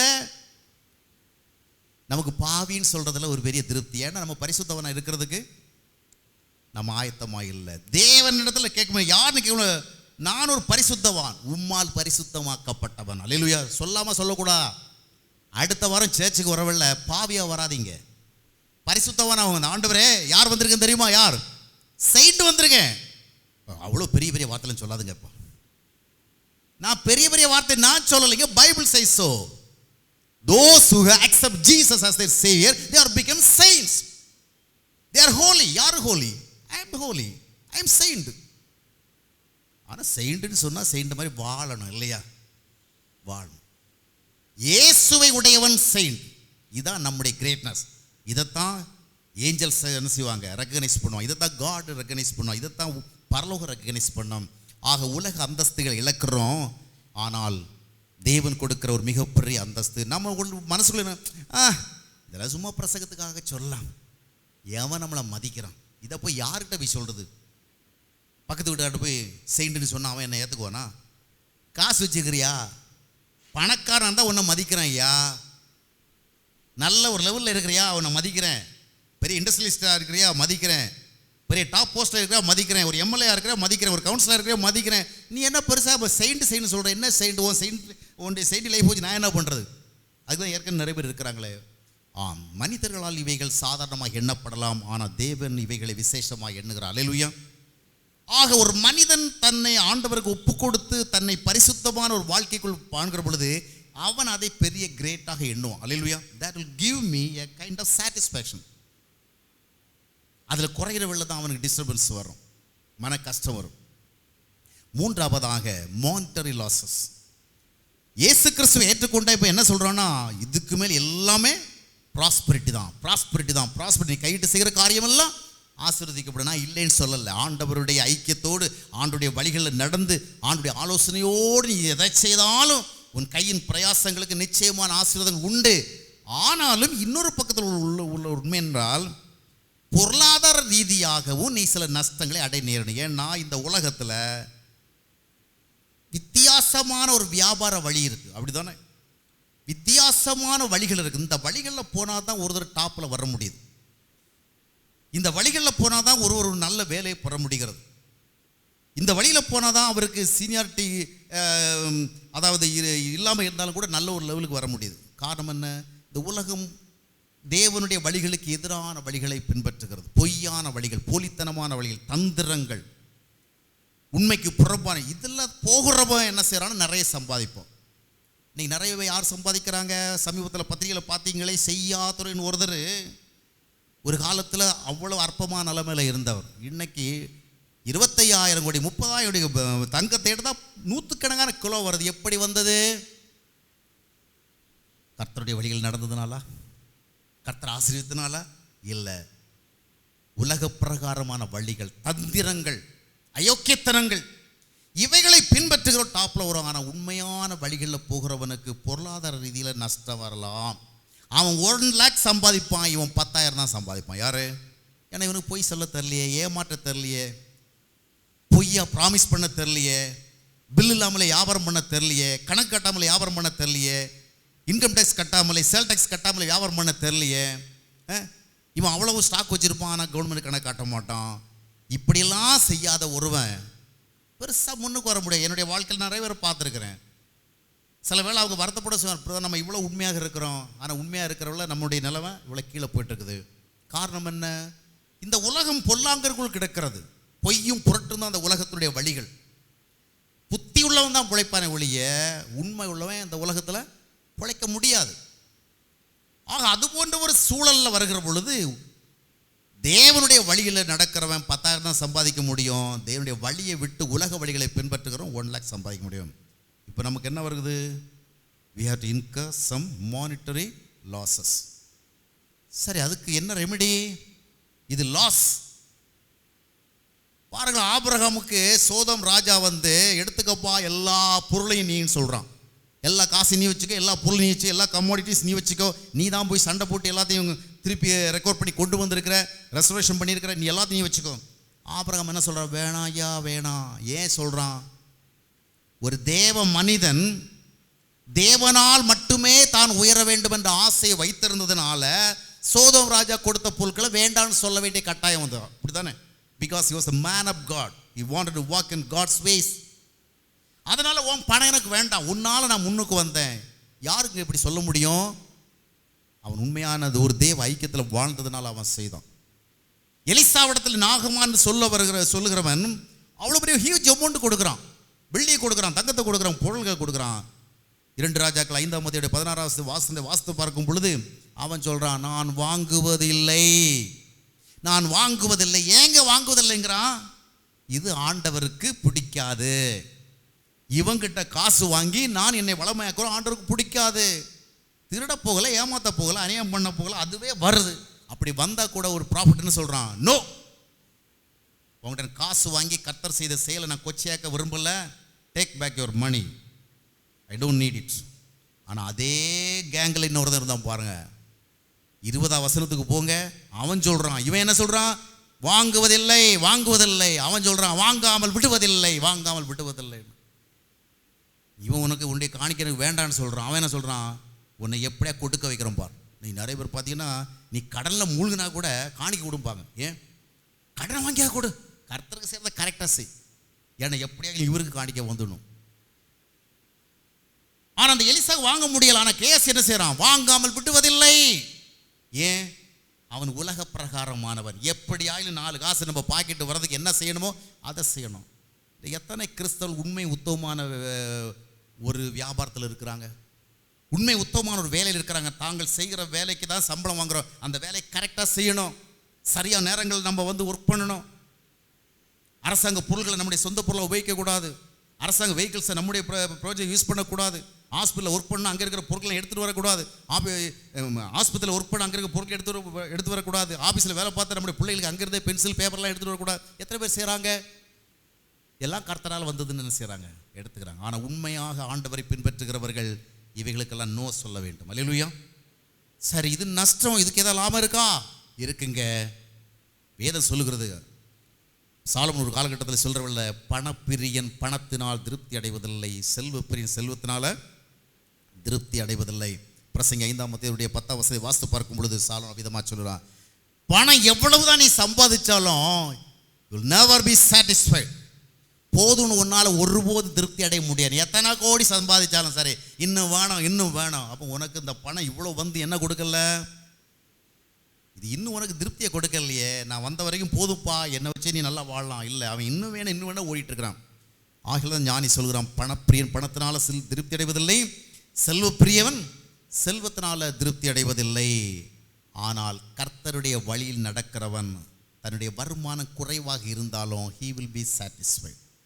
ஆகையால் தான் 1 தீமோத்தேயு 6ஆம் அதிகாரம் 6ஆம் வசனத்தை அப்போஸ்தலன் பவுல் சொல்லுகிற பொழுது, போதும் என்ற மனதுடனே கூடிய தேவ பக்தி தான் மிகுந்த ஆதாயம். godliness with contentment is the great gain. என்ன வித்தியாசங்க? சட்டத்துக்கு விரோதமா, அரசாங்க ரூல்ஸ் அண்ட் ரெகுலேஷனுக்கு விரோதமா பல்வேறு யுக்திகளை கையாண்டு நீ 1 lakh சம்பாதிக்கலாம், 1 crore சம்பாதிக்கலாம். ஆனால் இன்னொருத்தன் சரியான வழியில் தான் போகிறான். எனக்கு வேறு எந்த விதமான வழியிலையும் சம்பாதிக்க விருப்பம் இல்லை, ஏன்னா I want to please my God. அவனுக்கு 10,000 ரூபாய் தான் கிடைக்குது, இவனுக்கு எவ்வளோ கிடைக்குது? 10 லட்சம் கிடைக்குது. இவனுக்கு 10,000. இவன் சம்பாதிச்சா 10,000 தான் வருது, அவன் சம்பாதிச்சா 10 லட்சம் வருது. என்னங்க, வாட்ஸ் த டிஃப்ரென்ஸ்? 10 லட்சம் சம்பாதித்தவனுக்கு பணம் கிடைச்சது, 10,000 சம்பாதிச்சவனுக்கு திருப்தி கிடைச்சது. கவனிக்கிறீங்களா? இவன் 10,000 வச்சு கொஞ்சம் வருமானம் தான். இவன் இதை வச்சு என்ன செய்யணும்? திண்டுக்கல் தலப்பாக்கட்டு பிரியாணியெல்லாம் சாப்பிட முடியாது, இவன் KFC எல்லாம் போய் சாப்பிட முடியாது, இவன் எப்போ பார்த்தாலும் பிஸ்ஸா பர்கர் அதெல்லாம் வாங்கி சாப்பிட முடியாது. இவனுக்கு தக்காளி சாதம் கிடைக்கிறது பெரிய விஷயமா இருக்கும். ஆனால் சாப்பிட்டு நிம்மதியாக தூங்குவான். இந்த 1 கோடி 2 கோடி சம்பாதிச்சானே அவன் என்ன பண்ணுவான்? கடைசியாக வீட்டை பூட்டை பிடிச்சி தூங்கிட்டு இருப்பான். எதுக்கு? சரியாக பூட்டியிருக்குமா, போய் படுப்பான். படுத்துட்டு பூட்டினமா பூட்டலையா? எத்தனை பேர் வீட்டில் வந்து படுத்துட்டு மறுபடியும் கடைக்கு போய் அங்கே போய் பிடிச்சி பார்க்குறாங்க. ஆமாம், ஒரு டவுட். 10,000 சம்பாதிச்சு என்ன பண்ணுறான், கொரட்டை விட்டு தூங்குறான், நிம்மதியான தூக்கம். இவனுக்கு தூக்கம் இல்லை. எப்போ இன்கம் டேக்ஸ் ரைடு வருமோ, எப்போ சேல் டேக்ஸ் ப்ராப்ளம் வருமோ, எப்போ ஜிஎஸ்டி ப்ராப்ளம் வருமோ தெரியலையே. எந்த நேரத்தில் டைல்ஸை உடைச்சி பார்க்க போகிறானோ, எந்த நேரத்தில் நாம் எழுப்பி விடுற பினாமிகள் மாட்டிக்க போகிறானோ, இல்லை நாம் பினாமிகள் மேலே வீடை கட்டிகிட்டு இருக்கோம், அவன் எப்பொழுது இது ஏன் சொத்துன்னு சொல்ல போகிறானோ. இவன் காசில் தான் அவன் பேரில் வீடை வாங்கியிருக்கு. அவன் ஒரு காலகட்டம் ஆன பிறகு என்ன சொல்லிடுவான், இது ஏன் வீடு தான் சொல்லிடுவான். இவன் சொல்ல, நான் தானே உனக்கு பணம் கொடுத்தேன். நீ பணம் கொடுத்ததா இருந்தாலும் டாக்குமெண்ட் என் பேரில் தான் இருக்குது. டாக்குமெண்ட் எவன் பேரில் இருக்குது அவன் தான் அதுக்கு ரியல் ஓனர். இதையெல்லாம் இவன் கற்பனை பண்ணுறான். யார்? கோடீஸ்வரன். ஆனால் 10,000 இந்த பிரச்சனையே இல்லை. அழகாக கிடைச்ச சாப்பிட்டு என்ன செய்கிறான், நிம்மதியாக படுறான். This is the difference. கர்த்தருடைய ஐக்கியத்தில் வாழ்கிறவனுடைய வருமானம் குறைவாக இருந்தால் அதுக்காக நான் தவறாக புரிஞ்சிக்காதீங்க. அப்போ நம்ம கொஞ்சம் வருமானம் தான் இயேசுநாதரை ஏற்றுக்கொண்டா கிடைக்குமா? இல்லைங்க, நிறைய கிடைக்கிற வாய்ப்பு இருக்குது. ஆனால் இதற்கும் நீங்கள் ஆயத்தமாக இருக்க வேண்டும். அல்லேலூயா. இதில் நீங்கள் கர்த்தரை திருப்திப்படுத்துகிற ஆண்டவர் உங்களை உயர்த்துவார். அல்லேலூயா. ஆண்டவரே, சரியான வழிகளை நடந்து எனக்கு 10,000 கிடைக்கணும், அது போதுமான சினஃப். உம்முடைய சத்தியத்துக்கு விரோதமாக நான் போய் சம்பாதிக்க விரும்பலை, எனக்கு இந்த அமௌண்ட்டை போதும்னு சொன்னால் அவனை ஆண்டவர் உயர்த்துவார். அல்லேலூயா. அவனை ஆண்டவர் சந்தோஷிப்பிப்பார். ஆக அருமையானவர்களே, கிறிஸ்துவனுடைய வழிகளில் உண்மையாக நடக்க நாம் செல்லுகின்ற பொழுது வருமானங்கள் நஷ்டப்படலாம். ஆனால் அந்த நஷ்டங்களுக்கு பதிலாக ஒரு பெரிய திருப்தி, நிம்மதி. அப்போ தாவீது சொல்லுவார், நான் இளைஞனுமாக இருந்தேன், முதிர் வயதுள்ளவனுமானேன், நீதிமான் கைவிடப்பட்டதையும் அவனுடைய சந்ததி ஒரு அப்பத்தினுக்கு இறந்து நடந்ததையும் கண்டதில்லை. கர்த்தருக்கு பயந்து வாழ்கிறவன் அவனு நிம்மதியாக கண்ண மூடும், அவன் சந்ததியும் கண்ண முடியும். இன்னைக்கு நிறைய பேர் வாயை கட்டி வைத்த கட்டி அவனை ஏமாற்றி இவனை ஏமாற்றி அண்ணனை ஏமாற்றி தம்பியை ஏமாற்றி அபகரித்து சேர்த்து பிள்ளைகளுக்கு வைக்கிறான். பிள்ளைகள் நாசமாக போகுது இல்லையா? நீ செஞ்ச அநியாயம் உன் பிள்ளைகளுக்கு போய் சேருது. நீ என்ன நினச்ச, நம்ம தான் கஷ்டப்பட்டோம், நம்ம பிள்ளைகளாவது நல்லா இருக்கணுமே அப்படின்னு 4 பேரை ஏமாற்றி நீ காசு சேர்த்து உன் பிள்ளைகளுக்கு வீட்டை கட்டின, சொத்தை வாங்கின. இப்போ பிள்ளைகள் என்ன செய்கிறது, துன்மார்க்கமாக போகுது. துன்மார்க்கமாக போகிறது. சாலமோன் ராஜா அவ்வளோ அபண்டண்ட்டாக வச்சுருந்தார். பையனுடைய நிலைமை என்னாச்சு? அவ்வளோ பெரிய அறிஞனுடைய பிள்ளைக்கு அடுத்தது என்ன செய்யணுங்கிற ஒரு ஆலோசனை இல்லை. ஊர் சுத்தின பசங்கள்கிட்ட போய் ஆலோசனை கேட்டான். இவங்க அப்பா யாரு? உலக பிரசித்தி பெற்ற அறிஞன். அவனுடைய மகன் யாரு? ஊதாரி பசங்க கிட்ட போய் ஆலோசனை கேட்குறவன். கேட்டு என்ன நடந்தது? The kingdom was broken into 2 pieces. அருமையானவர்களே, சரியான வழிகளில் சென்று குறைவான வருமானம் ஈட்டினாலும் that is the greatest training. அல்லேலூயா. அதுதான் உனக்கு திருப்தி கொடுக்கும், அதுதான் ஆசீர்வதிக்கப்படும், அதுதான் உன்னுடைய சந்ததிக்கு ஆசீர்வாதம். அடுத்தபடியாக, நேரம் குறைவான இருக்கிற அப்படின்னா தலைப்பு செய்திகள் மட்டுமே. அடுத்தபடியாக என்ன நஷ்டம் என்ற பொழுது, இயேசுநாதர் நம்ம ஏற்றுக்கொண்ட பிறகு சுதந்திரம் போயிடுதுங்க. நம்முடைய செல்ஃப் ஃப்ரீடம் போயிடுது, செல்ஃப் வில் போயிடுது. அது இயேசுநாதரே இந்த உலகத்தில் மனுஷனாக வந்ததில் அவருக்கும் அதே பிரச்சனை தான். யோவான் 5:30 மட்டும் சீக்கிரம் வாசிங்க, நம்ம அந்த டைமுக்குள்ள முடிச்சிருவோம். நான் என் சுயமாய் ஒன்றும் செய்கிறதில்லை, நான் கேட்கிறபடியே நியாயம் தீர்க்கிறேன். எனக்கு சித்தமானதை நான் தேடாமல் என்னை அனுப்பின பிதாவுக்கு சித்தமானதையே நான் தேடுகிறபடியால் என் தீர்ப்பு நீதியாயிருக்கிறது. நான் என் சுயமாய் ஒன்றும் செய்யதில்லை. பாருங்க, அவர் செய்ய தெரியுமா தெரியாதா? அவர் தேவகுமாரன், எல்லா ஞானமும் அவர்கிட்ட இருக்கு. அவர் கூட என்ன செய்யறார்? அவரும் மனுஷனா வந்தா அவரும் தன்னுடைய செல்ஃப் வில்லை என்ன செய்ய வேண்டியிருக்கிறது? ஃபர்ஸ்ட் பண்ண வேண்டியதாக இருக்குது, அதை இழக்க வேண்டியதாக இருக்குது. நான் விரும்புகிறத செய்கிறதில்லை, என் பிதா என்ன விரும்புகிறாரோ அதை நான் செய்வேன். சுய வழிகளிலே நடப்பது நஷ்டம். முன்பு நான் நினைத்தபடி பேசினேன், நினைத்ததை பார்த்தேன், நினைத்ததை செய்தேன், நினைத்த முடிவுகளை எடுத்தேன், நினைத்தபடியாக வாங்கினேன், நினைத்தபடியாக செய்தேன். இப்பொழுது நான் ஒவ்வொன்றுக்கும் I have to depend upon God for his advice. ஆண்டவர், இதை நான் செய்யலாமா, இப்படி நான் போகலாமா, இதை நான் தொடங்கலாமா, ஒவ்வொன்றுக்கும் I have to lean on my God. ஏன்? அவர் தான் எனக்கு சரியான வழிகளை காட்ட முடியும். அப்போ என்னுடைய சுய அந்த சுதந்திரம் போய்விடுகிறது. அதைத்தான் 9:23 லூக்கா சுவிசேஷத்தில் நம்ம பார்க்கிறோம். இயேசு கிறிஸ்து சொன்னார், ஒருவன் என்னை பின் செல்ல விரும்பினால் அவன் தன்னை வெறுக்கணும். அதனுடைய அர்த்தம் என்ன? உன்னுடைய ஆலோசனைகளை சார்ந்த ஒரு வாழ்க்கை, உன்னுடைய உணர்வுகளை சார்ந்த ஒரு வாழ்க்கை, உன்னுடைய எண்ணங்களை சார்ந்த ஒரு வாழ்க்கை, உன்னுடைய புத்தியை சார்ந்த ஒரு வாழ்க்கை, உன்னுடைய அறிவை சார்ந்த ஒரு வாழ்க்கை. இதை நீ என்ன செய்யணும்? You must deny it. உனக்கு எவ்வளோ அறிவு இருந்தாலும் சரி, எவ்வளோ ஞானம் இருந்தாலும் சரி, எவ்வளோ பெரிய ஒரு புத்திசாலித்தனம் இருந்தாலும் இந்த விஷயத்தில் ஆண்டவருடைய ஆலோசனை என்ன? இந்த விஷயத்தில் ஆண்டவர் என்ன சொல்றார், அதற்கு தான் லிசன் பண்ணணும். அப்போ சுய வழிகளை நடக்கும் பொழுது நமக்கு என்ன, இந்த இயேசு கிறிஸ்து ஏற்றுக்கொள்ளும் பொழுது என்ன நடக்கிறது என்றால், இதற்கு மேற்பட்டு நான் விரும்புகிற மாதிரிலாம் எனக்கு செய்ய முடியாது. ஆனால் அதனுடைய லாபம் என்னவென்று சொன்னால், there I get the protection of God. சின்ன பிள்ளைங்க அங்கே ஓட பார்க்குது, இங்கே ஓட பார்க்குது, அதுகளுக்கு எங்கே போகணும் என்ன நடக்கும்னு தெரில.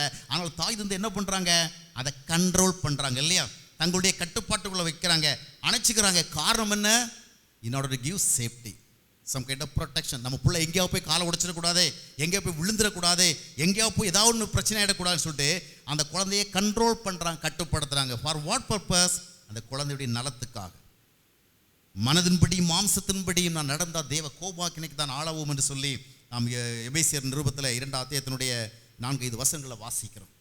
ஆம் அருமையானவர்களே, இயேசு கிறிஸ்துவை ஏற்றுக்கொண்டால் அதற்கு பிறகு ஒவ்வொரு காரியத்திலும் ஆண்டவர் இது உண்மை பிரியப்படுத்துமா, இது சரியா, நான் தெரிந்து கொண்டிருக்கிற வழி சரியா, நான் இந்த விதமாக போகலாமா, இதை செய்யலாமா, இப்படி ஒவ்வொன்றுக்கும் கேட்க வேண்டிய தேவை ஏற்படுகிறது. ஏனென்றால் அவருடைய அட்வைஸை நான் டிபெண்ட் பண்ணி வாழ வேண்டியிருக்கிறது. ஆனால் அவர் என்னை அவருடைய கட்டுப்பாட்டுக்குள் வைக்கின்ற பொழுது சரியான வழியில் நடத்துகிறார், சரியான இடத்துக்கு கொண்டு சேர்க்கிறார், சரியான ஒரு பாதுகாப்பை தருகிறார். இதுதான் எனக்கு கிடைக்கிற லாபம். இறுதியாக ஒன்றை சொல்லி முடித்து விடுகிறேன். சாலமோன் ராஜா தன்னுடைய வாழ்க்கை காலங்களிலே பார்க்கும் பொழுது இந்த உலக பிரகாரமான எந்த ஒரு சந்தோஷத்துக்கும் நோ சொன்னதே கிடையாது. பிரசங்கி 2ஆம் அத்தியாயம் 10ஆம் வசனத்தை வாஸ்து பார்க்கும்போது சொல்லுவான், என் கண்கள் இச்சித்த எதற்கும் என்னுடைய இருதயம் வாஞ்சித்து எதற்கும் ஐ நெவர் செட் நோ. அனுபவி. அந்த 2ஆம் அத்தியாயத்தை நீங்கள் வீட்டில் படித்து பாருங்க. இன்னும் அனுபவி, இன்னும் அனுபவி, இதுக்கு அப்பால் எதாக இருக்கா, அனுபவி அனுபவி அனுபவி.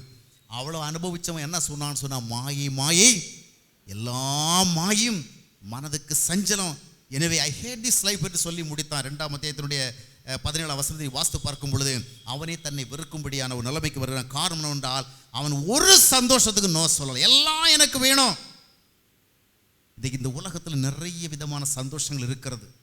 ஒவ்வொருவருடைய கையில் இருக்கிறதான ஸ்மார்ட் ஃபோன் விதவிதமான சந்தோஷங்களை கொண்டு வந்து கொடுப்பதற்கு அது ஆயத்தமாக இருக்கிறது இல்லையா. இன்னைக்கு எல்லாரும் ஒரு ஈவில் டிவைஸை நம்ம வச்சிருக்கிறோம். அது நமக்கு நல்லதையும் செய்யுது, கொஞ்சம் கேர்லெஸ்ஸாக இருந்தால் நிறைய கெட்டதையும் செய்யுது. அப்படி தானே, நிறைய கெட்டதையும் செய்யுது. ஆக நிறைய விதங்களில் இன்றைக்கு மனிதன் எந்த ஒரு அறைக்குள்ளும் அடைத்து கொண்டிருக்கிற ஒரு அறைக்குள்ளும் இருந்து கொண்டு எதை பார்க்கணும்னாலும் பார்க்கலாம், எந்த ஊரில் உள்ளது பார்க்கணும் பார்க்கலாம், எந்த உலகத்தில் உள்ளதும் பார்க்கலாம், எந்த காட்சிகளும் பார்க்கலாம். இவன் என்ன எதிர்பார்க்குறானோ அதெல்லாம் பார்க்கலாம். ஒரு காலத்தில் இமேஜின் பண்ண தான் முடிஞ்சுது. இப்போ அவன் என்ன இமேஜின் பண்ணுறானோ அதெல்லாம் நடைமுறையில் நடக்கிறது, அதெல்லாம் இவன் பார்க்க முடிகிறது. ஆனால் இயேசு கிறிஸ்துவை ஏற்றுக்கொள்ளுகிற பொழுது அங்கே நமக்கு கட்டுப்பாடுகள் வருகிறது. எல்லா சந்தோஷத்தையும் அனுபவிக்க முடியாதுங்க. கண்கள் விரும்புகிற எல்லாத்தையும் அனுபவிக்க முடியாது, காதுகளுக்கு விரும்புகிற எல்லாம் அனுபவிக்க முடியாது, மனம் விரும்ப எல்லாத்தையும் அனுபவிக்க முடியாது, அநேகர் அனுபவிக்கிற எல்லாத்தையும் அனுபவிக்க முடியாது. அப்போ நமக்கு இந்த உலகத்தில் சந்தோஷமே இல்லையா? சன்னியாசியாக போக வேண்டியதானா, துறவியாக போக வேண்டியதானா? இல்லை. இந்த உலக பிரகாரமாக தேவனுக்கு உகந்ததல்லாத சந்தோஷங்களை நாம் விருக்கின்ற பொழுது அவருக்குள் நமக்கு ஒரு பெரிய சந்தோஷம் வரும். ஆண்டவர் நம்முடைய சந்தோஷம் எதிரி கிடையாது. எதையும் அவருடைய வார்த்தைக்கு உட்பட்டு அனுபவிக்கணும், அப்படித்தானே? வசனத்துக்கு உட்பட்டு அனுபவிக்கணும். உலகம் அப்படி இல்லை. இந்த தெருநாய் பார்த்தீங்கன்னு சொன்னால் எங்கே என்ன கிடைக்குமோ அதெல்லாம் என்ன செய்யும், சாப்பிடும். அது தெருநாய். தெருநாய்க்கு எந்த விதமான கட்டுப்பாடும் கிடையாது. எங்கே என்ன கிடைக்குதோ அது நல்ல வீட்டு சாப்பாடையும் சாப்பிடும், எவனாவது வாந்தி பண்ணிட்டு போட்டு போனால் அதையும் என்ன செய்யும், சாப்பிடும். அது தெருநாய். உலகத்தில் உள்ளவர்கள் எல்லாம் அனுபவிப்பான். ஐயோ நம்ம அனுபவிக்கிறதா இந்த உலகத்தில் இருக்கிறோம், அனுபவிப்போம் அனுபவிப்போம் அனுபவிப்போம். ஆனால் கர்த்தரை ஏற்றுக்கொண்டவர்கள் கர்த்தருக்கு உகந்த வழியில் என்ன வருகிறதோ அதை அனுபவிக்கலாம். But what's the difference? தாவீது சொல்லுகிற ஒரு ராஜாவாக இருந்தால் சொல்லுவான், உம்முடைய சமூகத்திலே in your presence I have the fullness of joy. அநேகருக்கு திராட்சரசமும் தானியும் பெருகிருக்கிற காலத்தை சந்தோஷத்தை பார்க்கலும் தேவனே என்னுடைய இருதயத்தில் அதிகமான சந்தோஷத்தை கொடுத்தேன். சாலமோன் சொல்ல முடிஞ்சுதா? 1000 பொம்பளைங்களை கல்யாணம் பண்ணானே படுவாவி, 1000 பேரை கல்யாணம் பண்ணிக்கிட்டு எப்போ பார்த்தாலும் ஒப்பாரி வச்சுட்டே இருந்தான், மாயங்க மாயங்க. அது ஒன்றுலேயே உனக்கு தெரிஞ்சிருக்கணும், ஒன்றை கல்யாணம் பண்ணுறவிலே உனக்கு அது புரிஞ்சிருக்கணும், இது மாயை தான் அப்படின்னு. அதில் நம்பிக்கை இல்லாமல் என்ன பண்ணான், 1000 பேரை கல்யாணம் பண்ணி பார்த்தான். அதனால் நமக்கு என்ன லெசன் கிடைச்சுன்னா, ஒன்று மாயன்னா 1000 மாயை தான். ஒன்றில் நமக்கு இல்லையா, அது அவ்வளோதான். இனி எத்தனை வந்தாலும் இதே கதை தான். நீ எங்கே போனால் உன் நிலமா தான், நீ யாரோட பழகினாலும் உன் நிலமா தான். ஆக எல்லாவற்றையும் அனுபவித்த விட மாயங்க மாயங்க மாயனா. ஆக உலகத்திலே வாழ்ந்துள்ள மிகப்பெரிய ஞானின்னு நம்ம சொல்கிறோம் சாலமோனை. ஆனால் உண்மையில் பார்த்தீங்கன்னா உலகத்தில் வாழ்ந்த முட்டாள்களில் நம்பர் 1 முட்டாள் யார் தான்? இந்த சாலமோன் தான். உலகத்தில் வாழ்ந்த ஒரு ஹை லெவல் இடியட் உண்டுன்னா இந்த சாலமோன். ஏன்னா அறிவுபூர்வமாக பேச தெரிஞ்சது, செய்ய தெரியல. சொன்னதை செய்ய தெரியாதவங்களாம் முட்டாள் தாங்க. நீ எதை சரின்னு சொல்றியோ அதை உன்னால் செய்ய முடியல, நீ ஒரு முட்டாள். அதான் அந்த முட்டாள்தனமான வாழ்க்கை. எல்லாம் அனுபவிச்சு சொன்னால் நான் செத்து போகலான்னு யோசிக்கிறேங்க. அதுதான் பிரசங்கி 2:17 வாசிக்கிறோம். நான் அந்த உலக வாழ்க்கையை வெறுத்துட்டேன். எப்போ வெறுக்கிறது? 1000 பேரை கல்யாணம் பண்ணிக்கிட்டு. இனி உனக்கு என்ன வழியே கிடையாது, ஆல்டர்னேட்டிவே கிடையாது. ஆக எல்லா சந்தோஷங்களும் இல்லை, கர்த்தருக்குள்ள ஒரு பெரிய சந்தோஷம் இருக்குது. ஆண்டவர் எல்லாவற்றையும் நமக்கு அனுபவிக்க தர எல்லா சந்தோஷங்களும் உருவாக்குனது யார் தான்? ஆண்டவர் தான். அதனால் நமக்கு ஒன்றையும் அவர் மறுக்க மாட்டார். எல்லாம் ஆண்டுடைய வழிகளில் நின்று கொண்டு நம்ம என்ன செய்யணும்? சந்தோஷப்படணும். இல்லை ஒரே ஒரு வித்தியாசம், அதை மட்டும் சொல்லி முடிச்சிடறேன், டைம் கொஞ்சம் தாண்டிடுச்சு. ஒரு 2 நிமிஷம் கேட்பீங்களா? இந்த உலக பிரகாரமான சந்தோஷத்துக்கும் கர்த்தர் இருக்கிற சந்தோஷங்களுக்கு வித்தியாசம் மட்டும் ஒரே வரியில் சொல்கிறேன். உலக பிரகாரமாக நீங்கள் எவ்வளவு சந்தோஷப்பட்டாலும் அந்த சந்தோஷத்தை நீங்கள் யாருக்கா ஷேர் பண்ண முடியுமா? அப்பங்காரன், டேய் மவனை வா, ஒரு பாக்கெட் வில்ஸ் பிளேக் வாங்கிட்டு வாடா, எனக்கு ஒரு பாக்கெட்டு உனக்கு ஒரு பாக்கெட்டு, சொல்ல முடியுதா? எனக்கு ஒரு குவார்டர் வாங்கிக்க, அப்படியே உனக்கு ஒரு குவார்டர் வாங்கிக்க, சொல்ல முடியுதா? நான் கொஞ்சம் நேரம் சீட்டு விளையாட போகிறேன், நீ கொஞ்சம் நேரம் சீட்டு விளையாட போகிறேன், நான் கிளப்புக்கு போகிறேன், நீ சொல்ல முடியுதா? இல்லை. இந்த உலக பிரகாரமாக நிறைய சந்தோஷத்தை நான் அனுபவிக்க முடியுமே ஒழிய அதை மற்றவங்களுக்கு என்ன செய்ய முடியாது, சொல்ல முடியும். அப்படி தானே? இன்னைக்கு எத்தனை பேர் வழி நிலைமை பார்த்தீங்கன்னா, கல்யாணம் ஆன போகிறது கூட கண்ட இடங்கள்லாம் மேய்ச்சிட்டு இருக்கிறான். எவனா சொல்ல முடியுமா? நானும் இப்படி தான் கல்யாணம் ஆகி போச்சு, ஆனால் ஒரு பொண்ணோட நான் இப்போ பழகிட்டு இருக்கேன், நீ ஒரு ஆம்பளோட பழகிக்கோ, சொல்ல முடியுமா? சொல்ல முடியாது. இந்த உலக பிரகாரமாக நிறைய சந்தோஷங்களை மற்றவங்களுக்கு கொடுக்க முடியாதுங்க. அது மட்டுமல்ல, உலக பிரகாரமாக தன்னை சந்தோஷப்படுத்தி கொள்ளுகிற ஒரு மனிதன் மற்றவர்களை சந்தோஷப்படுத்த முடியும். அந்த சந்தோஷத்தை கொண்டு அது அவனை சுயநலமையாக்கும். ஆனால் கர்த்தருடைய சந்தோஷத்தை பெற்றுக்கொள்ளுகிறவன், கர்த்தருடைய வழிகளில் நடந்த அவருடைய ஐக்கியத்தை சந்தோஷத்தை பெற்றுக்கொள்கிறவன் மற்றவர்களை சந்தோஷப்படுத்துகிறான். கர்த்தருடைய வழிகளில் நடந்து கர்த்தரால் வருகிற சந்தோஷம் பெறுகிறவன் மனைவியை சந்தோஷப்படுத்துவான், பிள்ளைகளை சந்தோஷப்படுத்துவான். வேறு வழிகளில் தன்னை சந்தோஷப்படுத்திக் கொள்ளவன் மற்றவருடைய சந்தோஷத்தை அழிப்பான். அதுதான் பல குடும்பங்களில் நடந்து கொண்டிருக்கிறது. அருமையானவர்களே, 5 விதமான நஷ்டங்களை பார்த்தோம், 5 விதமான லாபங்களை பார்த்தோம். உறவுகள் நஷ்டம், ஆனால் தேவ உறவு நமக்கு லாபம்.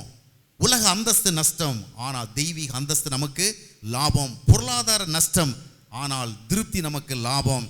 சுயவழி நஷ்டம், ஆனால் தேவ வழிகளால் ஆசீர்வதிக்கப்படுகிற அனுபவம் நமக்கு லாபமாகிறது. உலக ரீதியான பல சந்தோஷங்கள் நமக்கு நஷ்டம், ஆனால் ஆண்டவரால் தரப்படுகிறதான ஆரோக்கியமான சந்தோஷம் நமக்கு லாபம். எல்லா நஷ்டங்களுக்கு பின்னாலும் ஒரு பெரிய லாபம் இருக்கிறது. இந்த லாபங்களை அனுபவிக்கத்தான் ஆண்டவர் நம்மை அழைக்கிறார். கண்களை மூடி நாம் செபிக்கலாம்.